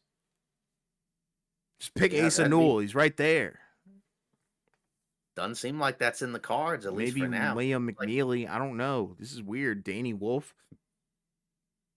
are you a Danny Wolf guy? Not really. I mean, he's all right. I liked him last year more than this year. Mhm. That's kind of where I'm at too. Yeah, he's I mean, okay. he's got certain, yeah, he's got certain skill sets that are fine, but again, this part of the draft is fine for him getting drafted, because I know some people thought about like he could be, I don't know, like a mid first round pick, right? But No. like if we're talking about like late first, that's all right. Anybody who knows how these NBA drafts work, you already knew that he wasn't going to go mid first round or lottery. He was going to Yeah, go in the I late didn't have him 20s, late 20s. I didn't have him projected there anyways. I had him like at the end of the first Yeah, round. I know. I was agreeing with you. Yeah, so still waiting on who the Brooklyn Nets are going to pick at this point, to pair with the rest of their guys. I was reading about the Pelicans, and their 2026 pick that they traded is actually unprotected, which I didn't even realize when we were talking about that. Yeah. That's what So people they were gave up. saying about the Yeah, people were happy about that, or well, the opposing, not Pelicans fans. yeah. That's that makes me dislike it even more. That's what I'm saying, Yeah, man. so oh jeez. Yeah, now that I'm looking at it now, yeah, I don't I like I said, I hate to kind of automatically just declare things, but like you said, outside of Queen, it's kind of hard to like a lot of what New Orleans did. And then it's like in totality, it's like we said, even with Queen, I just feel like he's on the wrong team, because it's Hey, like now you got thank you. I'm glad you said that. yeah, because it's like now you got him and Zion and Poole, and you starting to kind of get into like a realm of he's gonna have to try to protect the rim with a number of guys who aren't great defenders, and then like poor Herb Jones Oh is my gonna have god, to. yeah, I mean, going into last year, I think they were kind of saying like he might be the five. He might actually have to play five at different points with this group. Honestly, dude. Why do they keep showing the war room for Brooklyn like they've drafted LeBron or something? This is guys, ridiculous. they're probably like, oh man, these guys didn't. These guys went lower than we thought, or whatever. These guys, we didn't expect these guys to get picked, so they're celebrating. You know, This, the war room shots are always funny. yeah, but Miami, Brooklyn is treating this like they just drafted freaking KD, man. What the heck yeah, is going on? Miami Heat Network says, "What's up?" What up, bro? Yeah, what's up? What do you guys think of your draft pick, Kasparis? Because yeah, cause I mean, like, hey, there were other teams that if you're gonna ask them, like, hey, do you like who we drafted? Probably would say, I don't know. Like, if you're the Heat, feel like you might be happier with this pick than say Minnesota Okay, with fair. their pick. I Yeah, was like, I don't know where you were yeah. going with that, but I wanted Monk and Carter. I can care less about my pick. Oh man. yeah, I'm Oh, telling you, geez. I that feel pick that. is all I right. feel that. Yeah, I feel that because I don't know how much he'll play. I mean, maybe he does, but yeah, you'd probably want guys who are just better players if you're the Miami Heat. I would say. So we're still waiting for the Brooklyn Nets to for take three. Yarby, I'm liking your Wizards. He He likes what the Nah, Wizards have done. the Wizards are sweet, man. I'm telling you, it was a good Yeah, draft up until yeah, 18. I don't know what 8 or whatever 21 was. That pick is horrible. yeah. But if there's a pick that you're not gonna like as much, you'd rather it be 21 than Bro, have it be, 6. I'm just happy that we were pretty much able to choose between Ace Bailey and Trey Yeah, Johnson, bro. Like that's right. that's best case scenario. After falling from projected either one, top 3 Yeah, to it was to like getting 2. Trey Johnson outside of 3, I'm telling you, people are Yeah. sleeping on that guy. I don't know how he fell out of 3. Yeah, Bub Carrington, in a way, helped save the Wizards That's what I'm because saying, dude. he hit the game winner last game of the season, and then that allowed the Wizards to fall from 1 to 2, Yeah. and then they dropped to 6, and then they were able to get Trey Johnson. So you got to thank Bub Hold Carrington up. for I that. gotta take a call real quick. Yeah, sure. So Miami Heat Network, bro, y'all are about to have 110 million in 2026 cap space. Yeah, they are. They 100% are. With that CJ McCollum Jordan Poole swap. So again, are they going to get somebody in free agency? Probably not, but it doesn't matter. They'll either be able to trade for somebody, or they can pay their current guys, or they could even take a flyer on somebody. Pelicans are nice. You like what they did? Because we were kind of talking about it, and I don't know. I like the Queen player, if healthy, of course. Yeah, and that's the other question, because I like Queen the player. I don't know if I like him on that team, just because I don't know what he's going to look like defensively. But if they're healthy, they should be a good team. The problem is they haven't been able to stay healthy. So we'll see if Zion and all these other guys can find a way to, you know, climb into the fountain of youth or something, because they've just, I mean, I think their core guys didn't get to play more than like 10 games together, if that. So it looks like the Brooklyn Nets are going to take Drake Powell, Zion, Jordan Poole, Trey, Herb, DeJounte, and Fears. Yeah, I don't know when DeJounte Murray comes back, because I know he's got the Achilles tear that he has to come back from. But, when he's healthy, yeah, that's a good guard. So, but again, the Brooklyn Nets taking Drake Powell, I mean, I guess, he's okay, right? He's a wing. He's still 19 years old, about 6'6", from UNC. Lakers and Heat are in trade talks. I did hear about that earlier today. That was, I think that was what, Rui and Wiggins, and I guess maybe Connect was in the deal. I did hear about that, where people are saying that could be a potential deal. I don't know how you feel about it as a Heat fan. I don't know if you're trying to get off of Wiggins. I don't know how you feel about. Yeah, you hate it. I'm assuming you did. Yeah, I'm assuming you did. Give me your first. Would you rather have Connect? I, like I said, I don't know what they're gonna do with that, because the thing again with Pelinka, he never likes to. He almost never likes to overpay. He basically half the time has a set price, and then if you don't match it, he just walks away from it.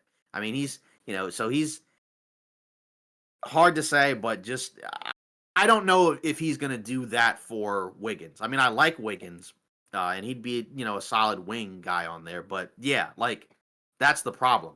Is like I like him fine, but do I really want to give all that, do I want to give up multiple things for Wiggins? That's the issue. If you're telling me it was just like Rui and some other salary and like some protected first, okay. But if it's like all that and Connect, I don't know. That's kind of a weird one for me. But yeah, I don't know. And like for the Heat, I guess the selling point is Rui.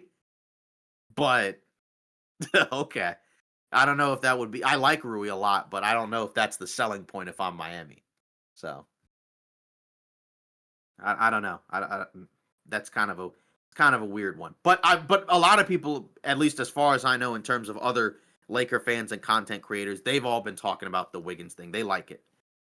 A lot of them do. So, but the Drake Powell one, not really a huge fan. I mean, again, maybe he grows into something. He's still young, but I think he's got a lot of holes in his game right now. Maybe he gets better and improves. But who's better, Rui or Wiggins?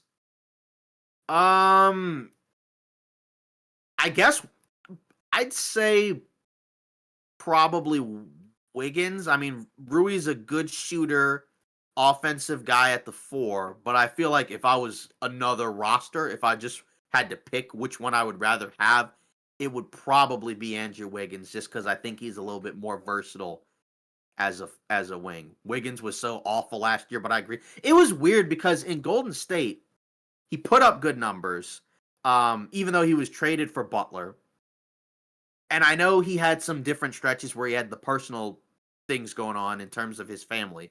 Or so I know that that happened, and I that was kind of the stretch where he wasn't playing as well. He didn't want to play for us. That's all. Yeah, and it could also just be the role because I mean, like he's almost kind of like it feels like he's got. When I watched him in Miami, it felt like he had the ball in his hands a lot more than you probably would want him to have it at this point in his career. So if he's playing next to other ball handling, offensive minded guys, then that's probably all right for him.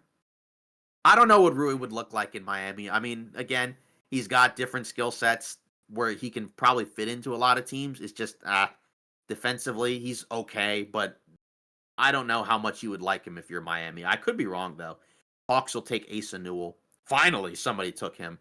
Why did Brooklyn draft all 5 rookies? That's so bad. And honestly, I'm not a big fan of almost any of them.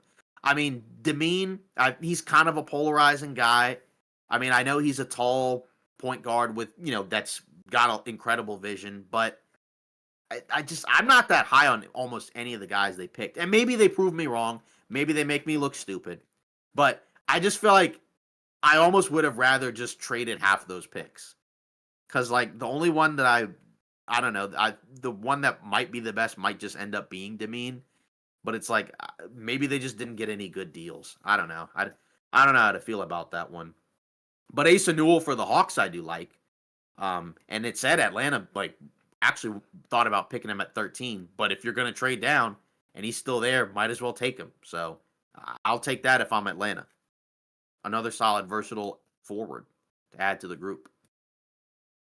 But I don't know. I W and does the Lakers have a pick? Not in the first round. They have like the 55th pick. So they don't draft tonight. They draft tomorrow. If they even use the pick, which I'm gonna assume they do. But again, late second round pick. So I wouldn't really expect whomever they draft to really be much of a factor. I mean, because I think their pick I think it was I don't even remember whose it was at this point because last year I think it went to Atlanta because it was in that Dyson Daniels trade. But they don't have a first round pick. OKC loaded again. Yeah, I know. Nikola Topic is back too. Yeah, and that's kind of the thought process when we were talking about who Oklahoma City was going to pick. We were thinking that they probably would take a big because we're kind of just like, well, they have Topic.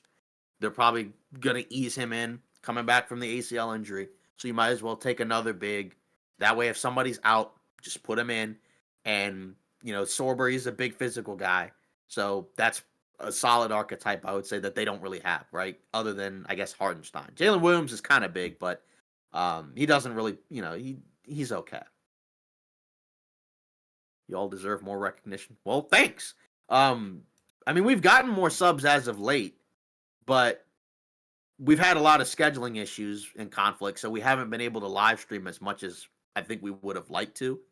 That probably would have helped us at different points, but we just weren't able to really do it. But we are doing the draft.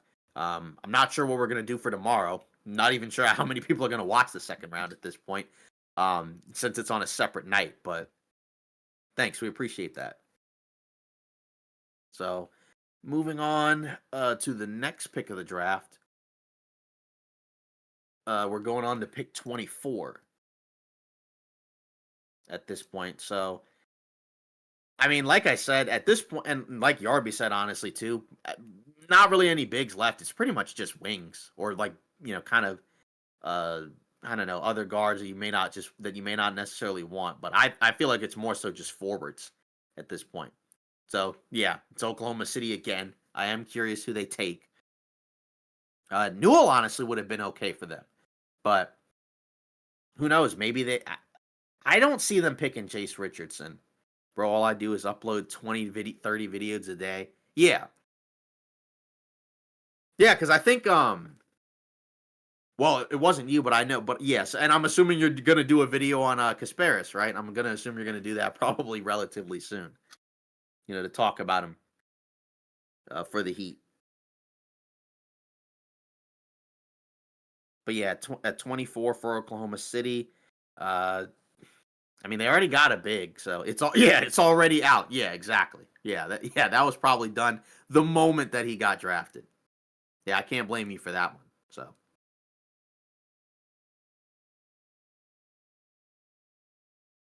but yeah, so I'm gonna assume at this point for Oklahoma City, my guess is they probably pick a guard or wing maybe. Y'all got to get on.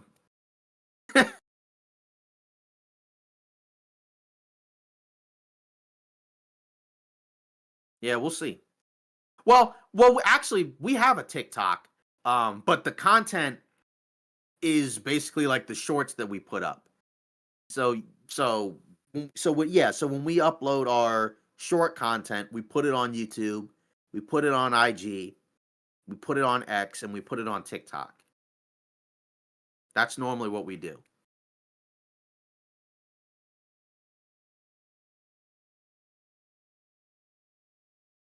But yeah, so for Oklahoma City, uh, I mean, this is a tough one. I mean, Oklahoma City, it feels like they usually have a type in terms of who they would pick. Maybe a Neat Clifford or Rasheer Fleming, but I don't know. I mean, he wasn't in the Fleming wasn't in the green room, so he may not necessarily get picked right now. But I mean, we're in the late first round. But like at this point, not a whole lot of guards or bigs to pick. Like I said, it's mainly forwards. So, which again, I don't have a problem with Oklahoma City picking. They traded it out. Okay, which is what they should do, honestly, because I just don't think there's anybody left here that they really need to take. Yeah, okay, it just came out from Shams. 24 Sacramento Kings are trading for it. Okay, speaking of a team that needed a pick, and they're going to take Neat Clifford. Okay, yeah, so if that's the case, yeah, so that was kind of one of the guys that I assumed was going to get taken, although not Oklahoma City. But, ah, I mean, again, another guard. I mean, they didn't have a pick at all, so they had to pick. So if you're going to get a pick in the draft, I mean, I guess at this point, one of the best players left. So I don't really have an issue with that. Because, I mean, again, the Kings literally had nobody. I mean, because I think their pick was, I think the Hawks pick. And that was supposed to be from the Kevin Herter trade. And then I think they lost it because of where they finished.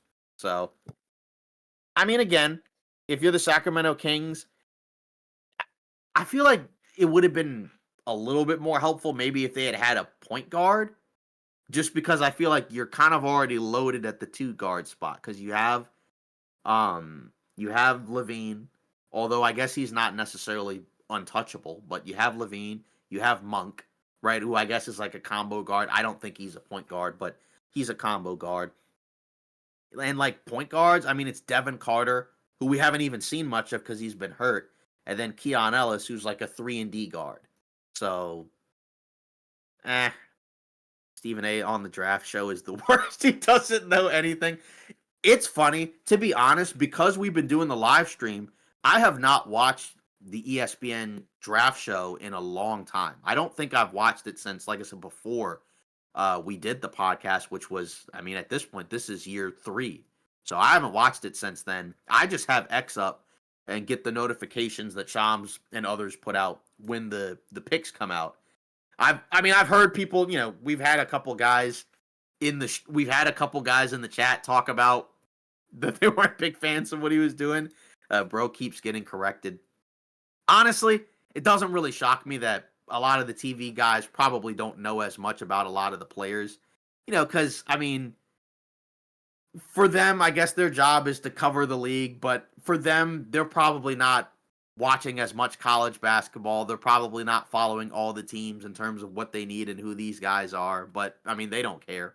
But I think that's probably kind of the issue, which is why it would probably be a little bit better to have draft people, like where they specialize in that on the show. Again, I don't know who else is on there with them. I'm assuming it's the typical studio people, right? That's with him. I'm assuming it's those people, but yeah, yeah. I haven't really followed a lot of what they've been doing in recent years. Like, I'll get clips of it at different points, but I haven't looked at it.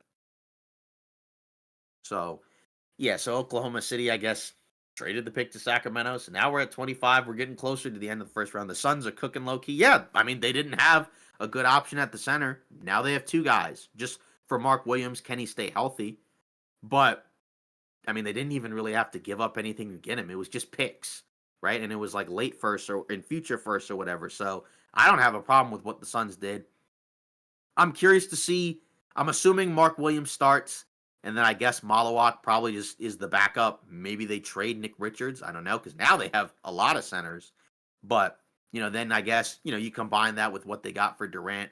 Jalen Green, I know, is kind of polarizing, but Dylan Brooks, that's a decent return as a defensive 3-and-D guy. So yeah, they did a good job with their new GM, because I think James Jones was moved into a different role, so it's a different guy now, and they got a new coach. Trade Beal, Allen, and Royce. Beal has a no trade clause still, though, so he's not going anywhere without his consent. But for Grayson Allen and Royce O'Neal, yeah, like if I'm the Suns, I don't really feel like I need those guys. Like, move Royce O'Neal so you can get more minutes for Ryan Dunn, and then Grayson Allen. I mean, he doesn't make a ton of money. I mean, he's at like $20 million a year. That one may be a little bit tougher to move. I mean, even for Royce O'Neal, his contract at this point goes out for multiple years, but it's not like it's a ton of money. So I would think he'd be the easiest one to trade. Then probably Grayson Allen. Then Beal. I don't know. I don't even know if he can be traded because he has a no trade clause. If he likes it in Phoenix, he's not going anywhere. And it looks like the Magic are going to take Jace Richardson. That's Jason Richardson's son. Not quite as tall as Jason Richardson. I believe he's about 6'2". But again, another guy, if you're talking about at the guard spot for Orlando, I think that's a decent pick. I mean, you're talking about he can shoot, which Orlando before Desmond Bane didn't really have a lot of. And he does bring some defense to the table. And he can play off the ball. Just the issue is the size. He's like 6 feet. And he's kind of small. He's got long arms, I guess, so that's helpful. But it's funny because it doesn't feel like an Orlando archetype because most of their guys are, big for their position with long arms. But I guess Desmond Bane doesn't have long arms, right? He's famously got the T-Rex arms. So maybe they're kind of changing the identity a little bit or just balancing it out. But I don't have a problem with the pick. It's just, now, you moved Cole Anthony. So I guess that opens up more minutes for Anthony Black. Richardson can probably just play with any of the guards. You just have the taller guard next to him. So I don't mind that at all. Actually, this is probably one of my favorite picks of the last several picks, honestly, other than Asa Newell. Because most of the last few I haven't been quite as high on. So now we're moving on. Brooklyn again at 26. Actually, they have 26 and 27. Who's your winners? We talked about it earlier on the stream. I mean, in some cases it's a little too early, but I'd say Utah is probably one because Ace Bailey fell to you. I know he's a polarizing guy, but for Utah, it's probably better than what would have probably happened if he had just gone in the top 3 or 4. And then I guess you got Walter Clayton Jr. and you didn't really have to give up a whole lot. The Spurs, I'd say, is another one. We knew that they were going to take Dylan Harper, but they got Carter Bryant. Sick of Ace. I get it. He's a polarizing guy. But for Utah, it'll be interesting because he's not going to be the guy that's automatically going to get the most shots on the team. Because he's not really going into a situation where it could be, quote unquote, his team right out of the gates. He has to play behind a couple of guys. So maybe that might give him a potential to kind of actually shape up and kind of get into a spot where he can kind of do a little bit more than just score. So there's a world where it could work out, and then you get whatever the best version of him is. But then there's also a world where it's just kind of just me first basketball, and then yeah, I don't know. I could see it going either way, but I feel like regardless, Utah did good there. Like I said, Spurs, same thing. Just because you got two guys that I think are going to be really good for them. Um, Wizards, yeah, I think they did pretty good as well. So you have to put them in there. And then, I mean, Phoenix, I'm not gonna lie, I think you kind of have to slide them in there because I just think I like a lot of what they did, and Memphis for sure, right? Because I like the Cedric Coward pick, just because again they need guys who can defend, they need some guys with length, and they got one of those. So those are the teams I would say. Some of the other ones I have no idea what they're doing, but those would I would say probably be at least for now my winners. But some of those guys maybe they don't pan out when they start playing and then they look kind of weird. So for Brooklyn at this point, 26 and 27. Jeez. I mean, like I said, I haven't really liked almost any of Brooklyn's picks. I know a lot of people like Yegor Demin, but I don't know. I'm kind of with Yarby where I'm not as high on him maybe as some others, but maybe he'll prove me wrong. I need to see him be able to shoot. That's kind of my main thing. Like even defensively, I understand he may not be great, but regardless, I excuse me, I have to see him be able to shoot. If the jump shot doesn't come in, then I'm not gonna like it at all. It's kind of hard to like I don't know a primary ball handler that's not like a great outside shooter unless you're like a Giannis or somebody like that. I feel like it's kind of difficult. So let's see. The Kings traded their protected 2027 San Antonio first round pick. Okay. And it immediately rolls into 2 seconds in 2027 if it doesn't convey. I was wondering what the Kings gave up. I knew they didn't just get the pick. So, yep, we'll see what who Brooklyn takes at this point. But in terms of the I guess I mean they've already taken two guards. So, I mean, I guess you could I mean at this point there's not really too many guards left. So, I probably would just kind of at this point go with some of the best guys available and just kind of take, some more of these forwards, maybe like a Rasheer Fleming, um, somebody like that. I don't know, Danny Wolf, maybe. I mean, I don't know. I'm not quite as high on him, so but we'll see who they pick.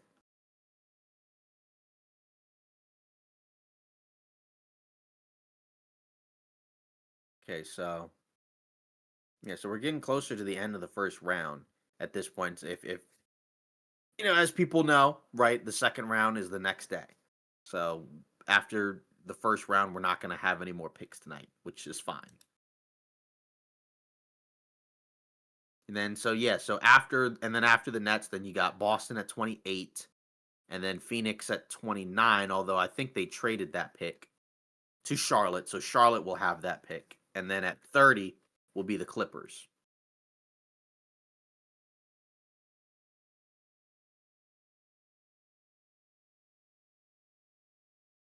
So let's see if anything has come out at this point. So far, it doesn't really look like it.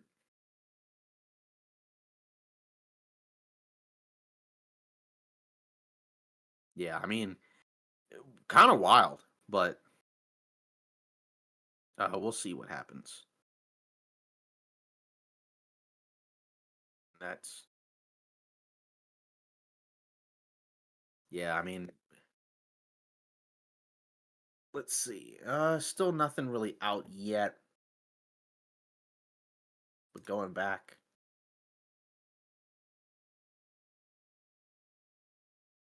yeah. In terms of the second round picks, I mean,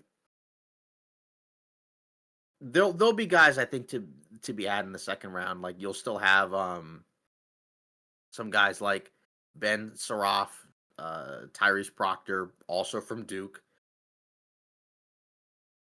I'm curious to see where Janai Broom goes. He's probably like a mid late second round pick.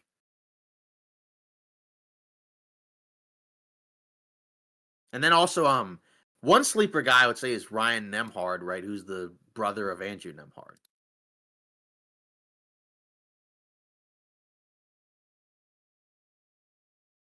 And so the Brooklyn Nets picked Ben Saraf. Wow, that's a guy I had in the second round. But so it looks like, so I mean, he's another. I think he's another guard. Yeah, he's another tall. Yeah, well, I guess he's 6'5". He's another guard. So that's pretty much all that they've picked in this draft for Brooklyn. Basically just guards. Man, I don't like most of these picks for Brooklyn in my opinion. And I'm not saying that like they're all going to be bad. It's just I don't know. I just kind of wish that some of the other picks that they had were a little bit better.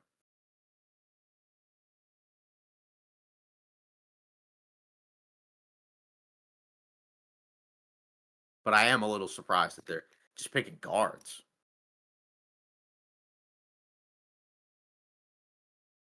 And then next up after that will be Brooklyn again. So they'll have the 27th pick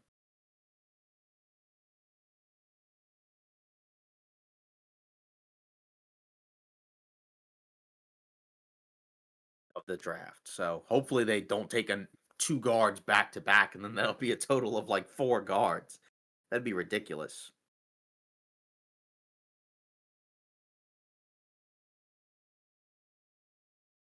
But I guess, but I guess we'll talk a little bit about Saraf. I mean, again, he's not like a he's not like a crazy he's not like a crazy athlete, but I mean, it's another one of these guys. It like Demean, right? Who's a good passer, right? Who's got some good skill sets. I think he's a little bit better of a shooter though, than Demean. I think he's a little bit better of a shooter. At least in the catch and shoot. But again, I don't know. I'm just not high on any of these Brooklyn Nets picks. Maybe that might just be me, but that personally, that's what I think.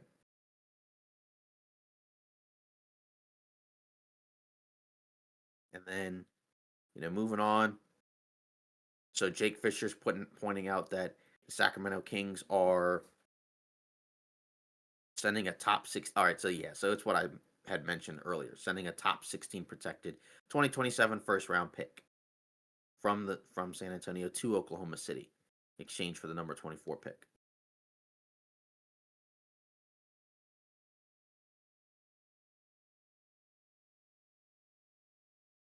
27th pick of the draft, Rasheer Fleming. No, hasn't happened yet. Maxime Renaud. I mean, like I said, honestly, what was the point of Brooklyn having all these picks?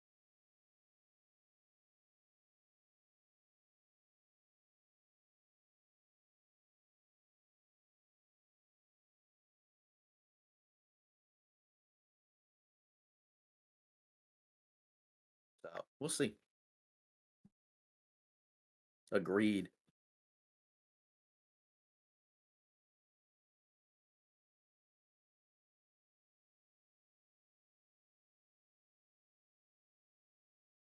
Yeah. So I mean, in terms of the draft, I mean, we only have a handful of picks left in the first round. So, and there's still some guys on the board, but I think you're getting close to getting past the point of probably guys that are probably gonna contribute right away. Well, I mean, I guess they could, but I don't think they'll play as much. I suppose for Boston with their pick, since they have guys out, maybe they might give whoever they take some minutes. But Phoenix, whoever it is, probably won't play as much, and the Clippers probably not so much either. And it looks like the Brooklyn Nets will select Danny Wolf. Okay. So that's one of those 7 foot stretch bigs. He played for Yale. And he also played for Michigan. I mean, he had a good college career, but I mean, again, I don't. It's one of the handful. I don't have a problem with Brooklyn picking this just because it's not a guard, and he does have a decent skill set in terms of being able to space the floor, and he's got some size. Defensively, eh. But we'll see what happens with it. But at 27, I mean, that's okay. I actually think that he's probably one of the better guys left at this point. So not really an issue with that.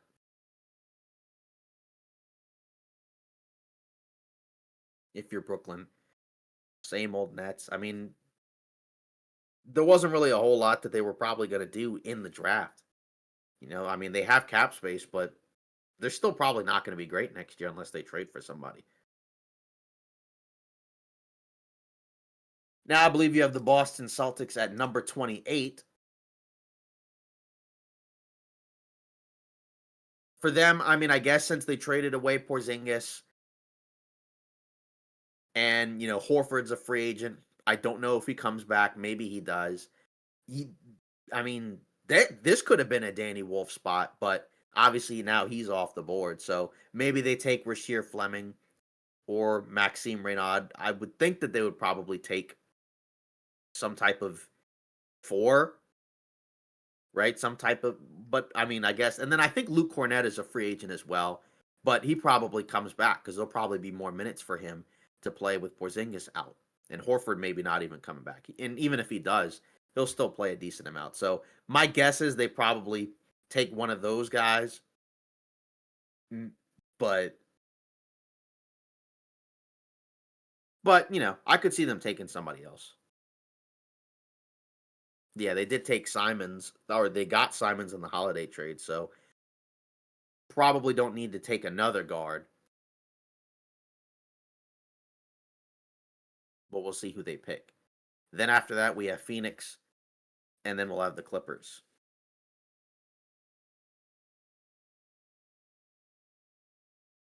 to finish off the first round and to finish off the night. Because after the 30th pick, we'll end the stream.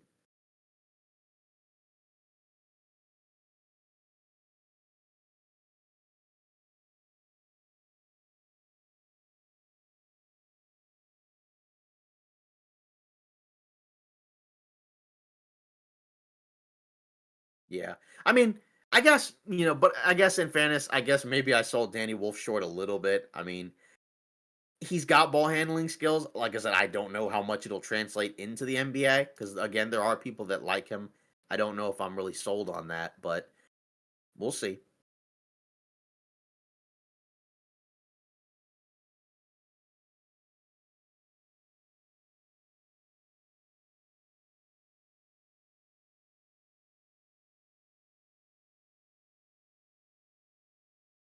All right, so let's see. Or I guess they could be a Liam McNeely team, I guess, because he's still on the board. And he was somebody that was projected to go a little bit earlier. So I could see them because I forgot they could potentially end up trading Sam Hauser, and they could just replace him with a guy like Liam McNeely. He's a little bit different from him, but I could see that being a Boston pick. All right. Yeah, Yeah, you sorry. back? Yeah, I was off my headset that whole time because I did have to take an emergency call. All But good. yeah, all good. Yeah, we're at 28 with Boston. I'm trying to figure out who they're going to take. Could be, I think it could be either Liam McNeely or it could be one of those other fours that's still left on the board. But I feel like it might be McNeely. Do you have a Okay. guess? I have no clue. I don't know what's happened. Like I said, I was on the Yeah. phone the whole time. So I think when did you leave? Um, I'm trying to think. It was like it was around the time when the Wizards, I think, had their draft pick. So because since then, I'm pretty sure the last several picks. I guess I'll go to it. So Danny Wolf just went. Danny Wolf just got picked by the Nets. and they just used their back-to-back picks. So they took Danny Wolf and Ben Saraf. Orlando took Jace Richardson.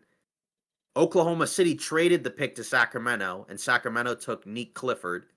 And then the Pelicans took the Pelicans took Asa Newell, but it's in Atlanta. So the Hawks took Asa Newell. And then the Nets also took Drake Powell. So the Nets, since you left, the Nets took Drake Powell, Ben Saraf, Danny Wolf. Hawks took Asa Newell, and then the Kings took Nick Clifford, and then Orlando took Jace Richardson. So now we're waiting for Boston. Weird. Yeah. Wow. Well, I appreciate you holding it down while I was gone. That was unexpected. Yeah, Trent was also there, so we were talking back and forth. Okay. As long as you weren't just like alone. My bad. Oh, all good. Ian Begley said, huge ovation from the Nets fans at Barclays when Adam Silver announces that Brooklyn selected Michigan's Danny Wolf with the number 27 pick. I mean, he's a fan favorite, man. Like, if you watch college ball, like everybody was kind of rooting for Michigan to do something, but because I think, if I'm not mistaken, Danny Wolf used to play for BYU, I think. Yeah, I thought he played for Yale. It was either BYU or Yale. It was one of the two. I remember, and I think they eliminated Auburn a couple of years ago or something like that. So I know that's why people were rooting for Michigan this year. Yeah, and we talked about him earlier. Okay, like cool. I'm saying you and I also talked about him earlier. I don't think we were quite as high on him, maybe as some other people, but we get it. Yeah. So, I know he can pass, but like I just don't know how much I can buy that those skills will translate to the NBA. But I could you know what I mean? But he could be good. But Drew Timme, kind of. You know what I mean? Yeah. Right. That's a crazy comp. Not hating or anything. Yeah, that's a crazy comp. Yeah. But so how many more picks do we have? 2? Yeah, we got 28, 29, and 30. So actually 3. Boston we're still waiting on, and then we have Phoenix, and then we have the Clippers, and then that's it. All right, I'll thug it out. All right, so Jake Fisher with the eyeballs emoji. So hold on, let me get my phone. Yeah, sure. So now we're waiting to see who Boston takes. We'll see if Boston actually puts out who they're going to take soon. But I think it might be Liam McNeely. But we'll see.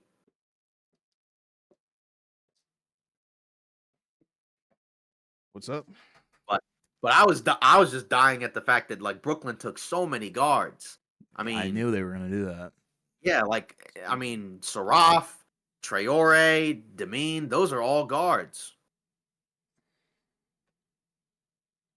But again, it just, I don't know, just kind of feels like they're just throwing stuff at the wall to see if it sticks. And just, I think, what did I say earlier? It was just throwing, like just taking shots basically in the dark. Well, not in the dark, because I'm not going to sit here and say they didn't do their research. But let's see. So the Celtics took Hugo Gonzalez.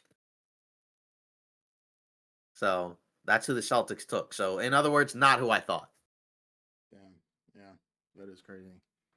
Yeah. What are your thoughts on Hugo Gonzalez? Not who I thought they would have picked either. I mean, he's all right. Yeah. I mean, it's kind of an odd fit, but I guess we got to think that this isn't the same team from last year or the year before that, right? So does it really matter?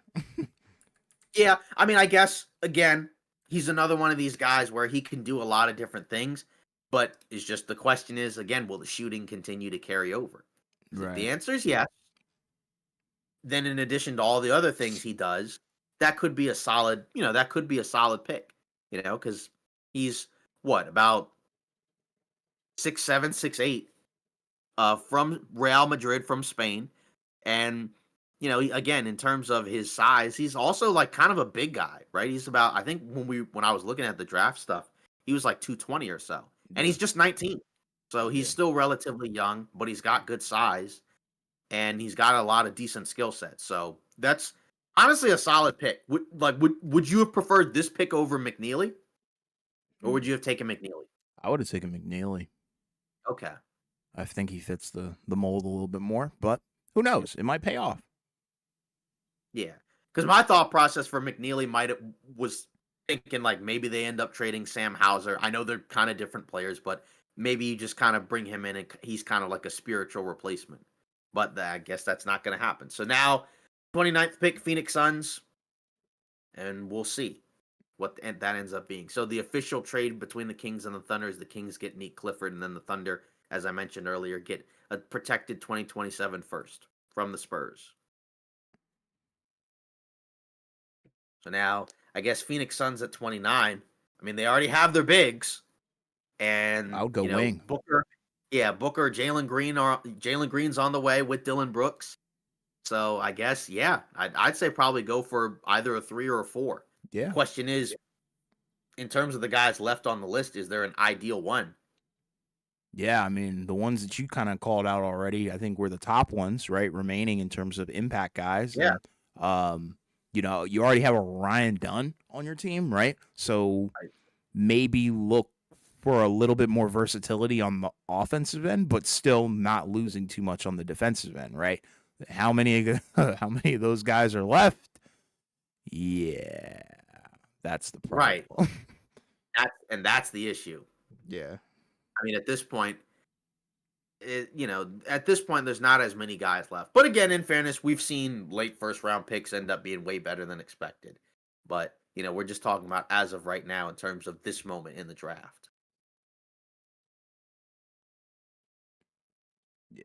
But yeah, in terms of the Phoenix Suns, Good draft. yeah, solid. Yeah. Yeah, I would say so. In addition to shoring up the big man spot, so they did a good job because Trent and I were talking earlier, and he Yeah. asked about some of the winners, and he mentioned Phoenix, and he said the Suns low key are cooking.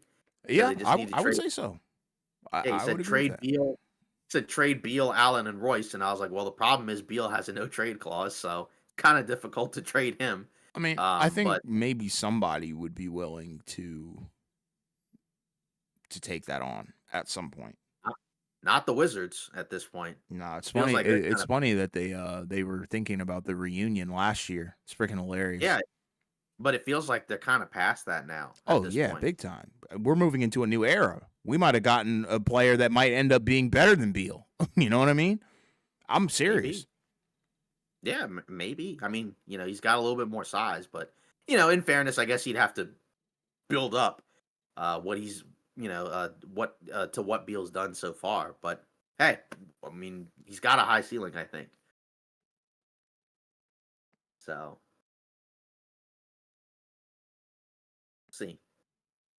Um, so 29, we're still kind of waiting for Phoenix to make their pick, and we've already said So Phoenix has okay, picked Liam McNeely at okay. 29, So, and all it's right. been traded to the Hornets.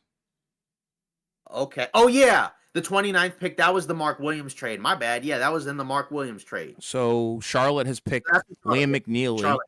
This is Yes. good. This is Yeah. good. This is another pick, kind of like Con Knipple, where you're building on stability, right? You're building on Yeah. guys that, depth, right? But also depth in a way that you didn't really have before because they had a lot of guards, but a lot of offensive minded guys, right? Now you're getting more well rounded guys. I like that a lot.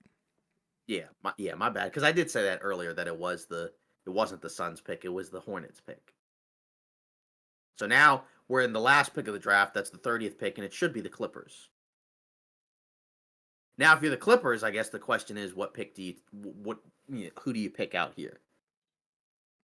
Because I mean, obviously, I'm gonna assume they're gonna bring back Harden.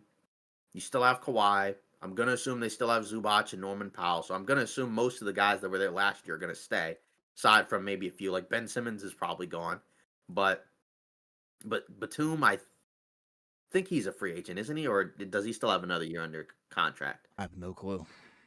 Yeah, but either way, in terms of like personnel, I mean, I guess do you get a backup center? Although, like you said, backup center market at the draft at this point is kind of dry. And then after that, again, it's really just forwards. Yeah, it's a gamble, man. Yeah, so I mean, would you take a guard at all if you're the Clippers? Hmm. You could, but what guards are even really left, right? Um, Right. I mean, maybe Chaz Lanier. He's not that bad.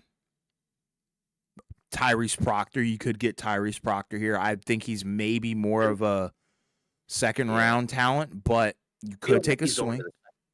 the Yeah, it feels like he's going to the second round at this Yeah, point. I thought he would have been a first round talent. That's interesting though. Yeah, there were a number of guys, honestly, from what we've been watching, like where they ended up going lower than I think we kind of expected. Even like the guys who eventually like got picked and are off the board, those guys still also got it. It took a while to see them get drafted. Yeah. So we'll see who ends up getting picked 30th overall. And as people know, 30th pick of the draft, that is the last pick of the first round. So after the first round ends, after the 30th pick, we'll probably just summarize some stuff, not all of it, and then end the stream and get out of here. Yeah, man. Let everybody end up having a good evening, I guess, Yeah, or man. night at this point if you're on the East Coast. Yeah. So we'll see. We'll see. We'll see who ends up going 30th overall. I don't know if that face was meant that somebody got drafted or Nah, or just what. watching the broadcast, man. Yeah, Always a fun time. Trent, he was in the chat earlier, and he was not a fan of that broadcast. I'm telling you, it was brain rot at its finest. Yeah, like I said, I have not. I told him I hadn't watched the the ESPN broadcast in years. Honestly, I think there was maybe a year or so where I had it in the background because I think I had a stream of it up. Like an actual legal stream of it up. Want to make sure that That's I what say I'm. that Yeah, it that's was. what I'm doing right now. Yeah, but then I stopped because now I just have the X feed of the tweets coming out in terms of the guys getting drafted because it happens sooner. Yeah. Sometimes the program does get the draft pick out before the tweeting guys though. Sometimes it is weird. Yeah, Wait, there's a Boglub Marjanovic. yeah, I think so. Wow, cool. Here we are to close the first round of the 2025 NBA draft. The Los Angeles Clippers are selecting, I think, Yannick Conan Niederhauser at number 30. I'm gonna be real.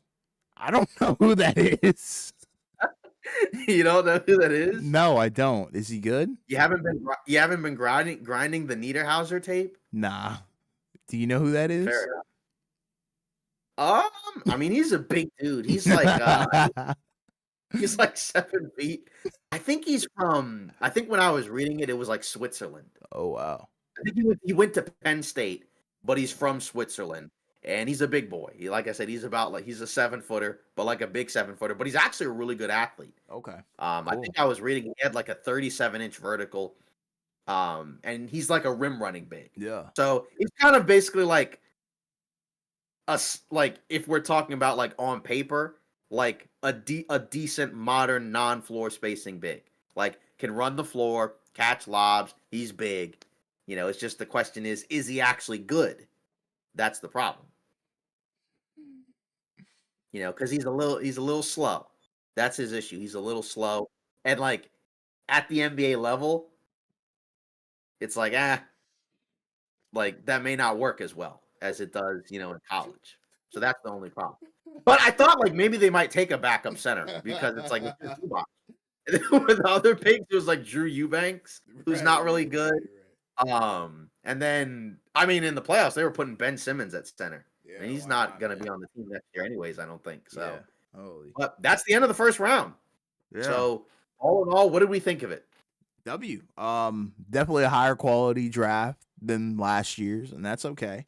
There were ups and downs in this draft for sure. I think the middle part, post lottery, was very confusing. I think that's where I really started to feel like I didn't know what was going on.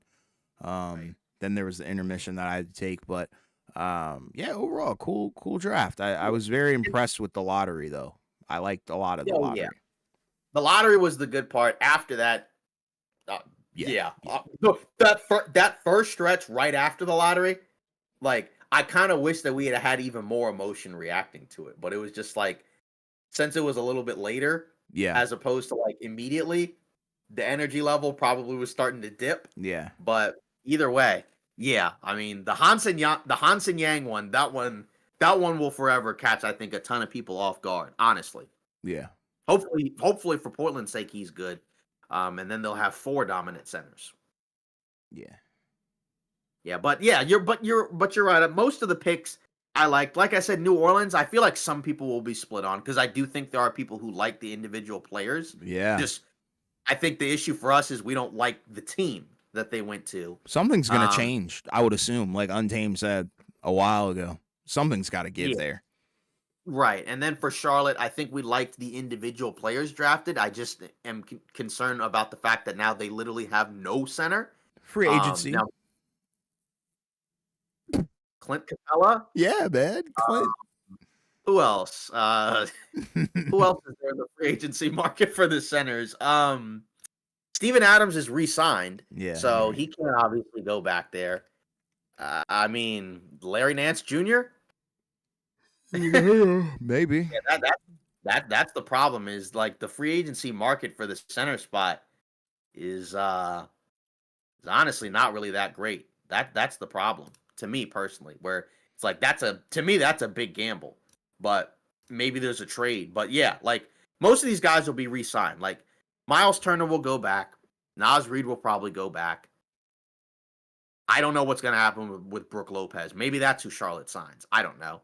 And then Mo Wagner, he's got the ACL issue. So I don't know. Maybe Orlando brings him back on a cheap deal. Horford, I don't know. Looney probably goes back to Golden State. I think Drummond just probably opts in because I don't think he'll get more than what that player option is anyways. And then all those other guys like Taj Gibson and Plumlee and DeAndre Jordan, either they retire or they're just in free agency and don't get signed, or they go back to their teams on like a super cheap deal. Jackson like, Hayes? I don't. Maybe that's the Charlotte guy. Maybe. Youth. Yeah, honestly, hey, maybe that might be who they end up signing. I don't know. Give him some playoff experience. Yeah. Because, give him some playoff maybe experience. Paul Reed? Yeah, maybe. I don't know. I'm just throwing names out here, but the one that I like the most would definitely be Jackson Hayes. I don't think that would be a bad option. I mean, in fairness, again, you weren't getting a lot of games consistently from their bigs anyways because they were always hurt. So, how much different would it be from just not having them? Right. But I don't know. So, either way, that is the first round. And what a doozy it was. And we'll see what the second round looks like, obviously, because, that second round is a little bit tougher to predict, but usually it ends up just kind of being like, oh, this is the guy that we want, and we'll just take him, because people usually aren't fighting over second round players usually. But right, you're right. But there will be guys who didn't get drafted in the first round that are still waiting in the second round for guys to take. And there was a couple of teams that didn't have a first round pick. Like, I think the Lakers, they have the 55th pick, which is almost at the end. So how many great guys are going to be available there? I don't know. Is there going to be a center there? Probably not. So we'll see. Yannick Zero. Right. So, well, is that all we have? Yeah, I would say so. I would say that this concludes the first round of 2025 NBA draft stream for us, right? Yeah. Shout out to everybody who was in here. Shout out Keith Wells. Shout out Untamed. Shout out Sergio Mendoza, and shout out Miami Heat Network. We appreciate all you guys for, sticking through this live stream and watching, the 2025 NBA draft with us, the first round, obviously. We will have a new episode out on Friday, so please look out for that. And before we do head out of here, if you guys are new, please don't forget to like and subscribe and follow us on Instagram and TikTok at the OBT Podcast for more content and updates. We'll see you guys in the next live stream or full-length episode. Thank you, everybody.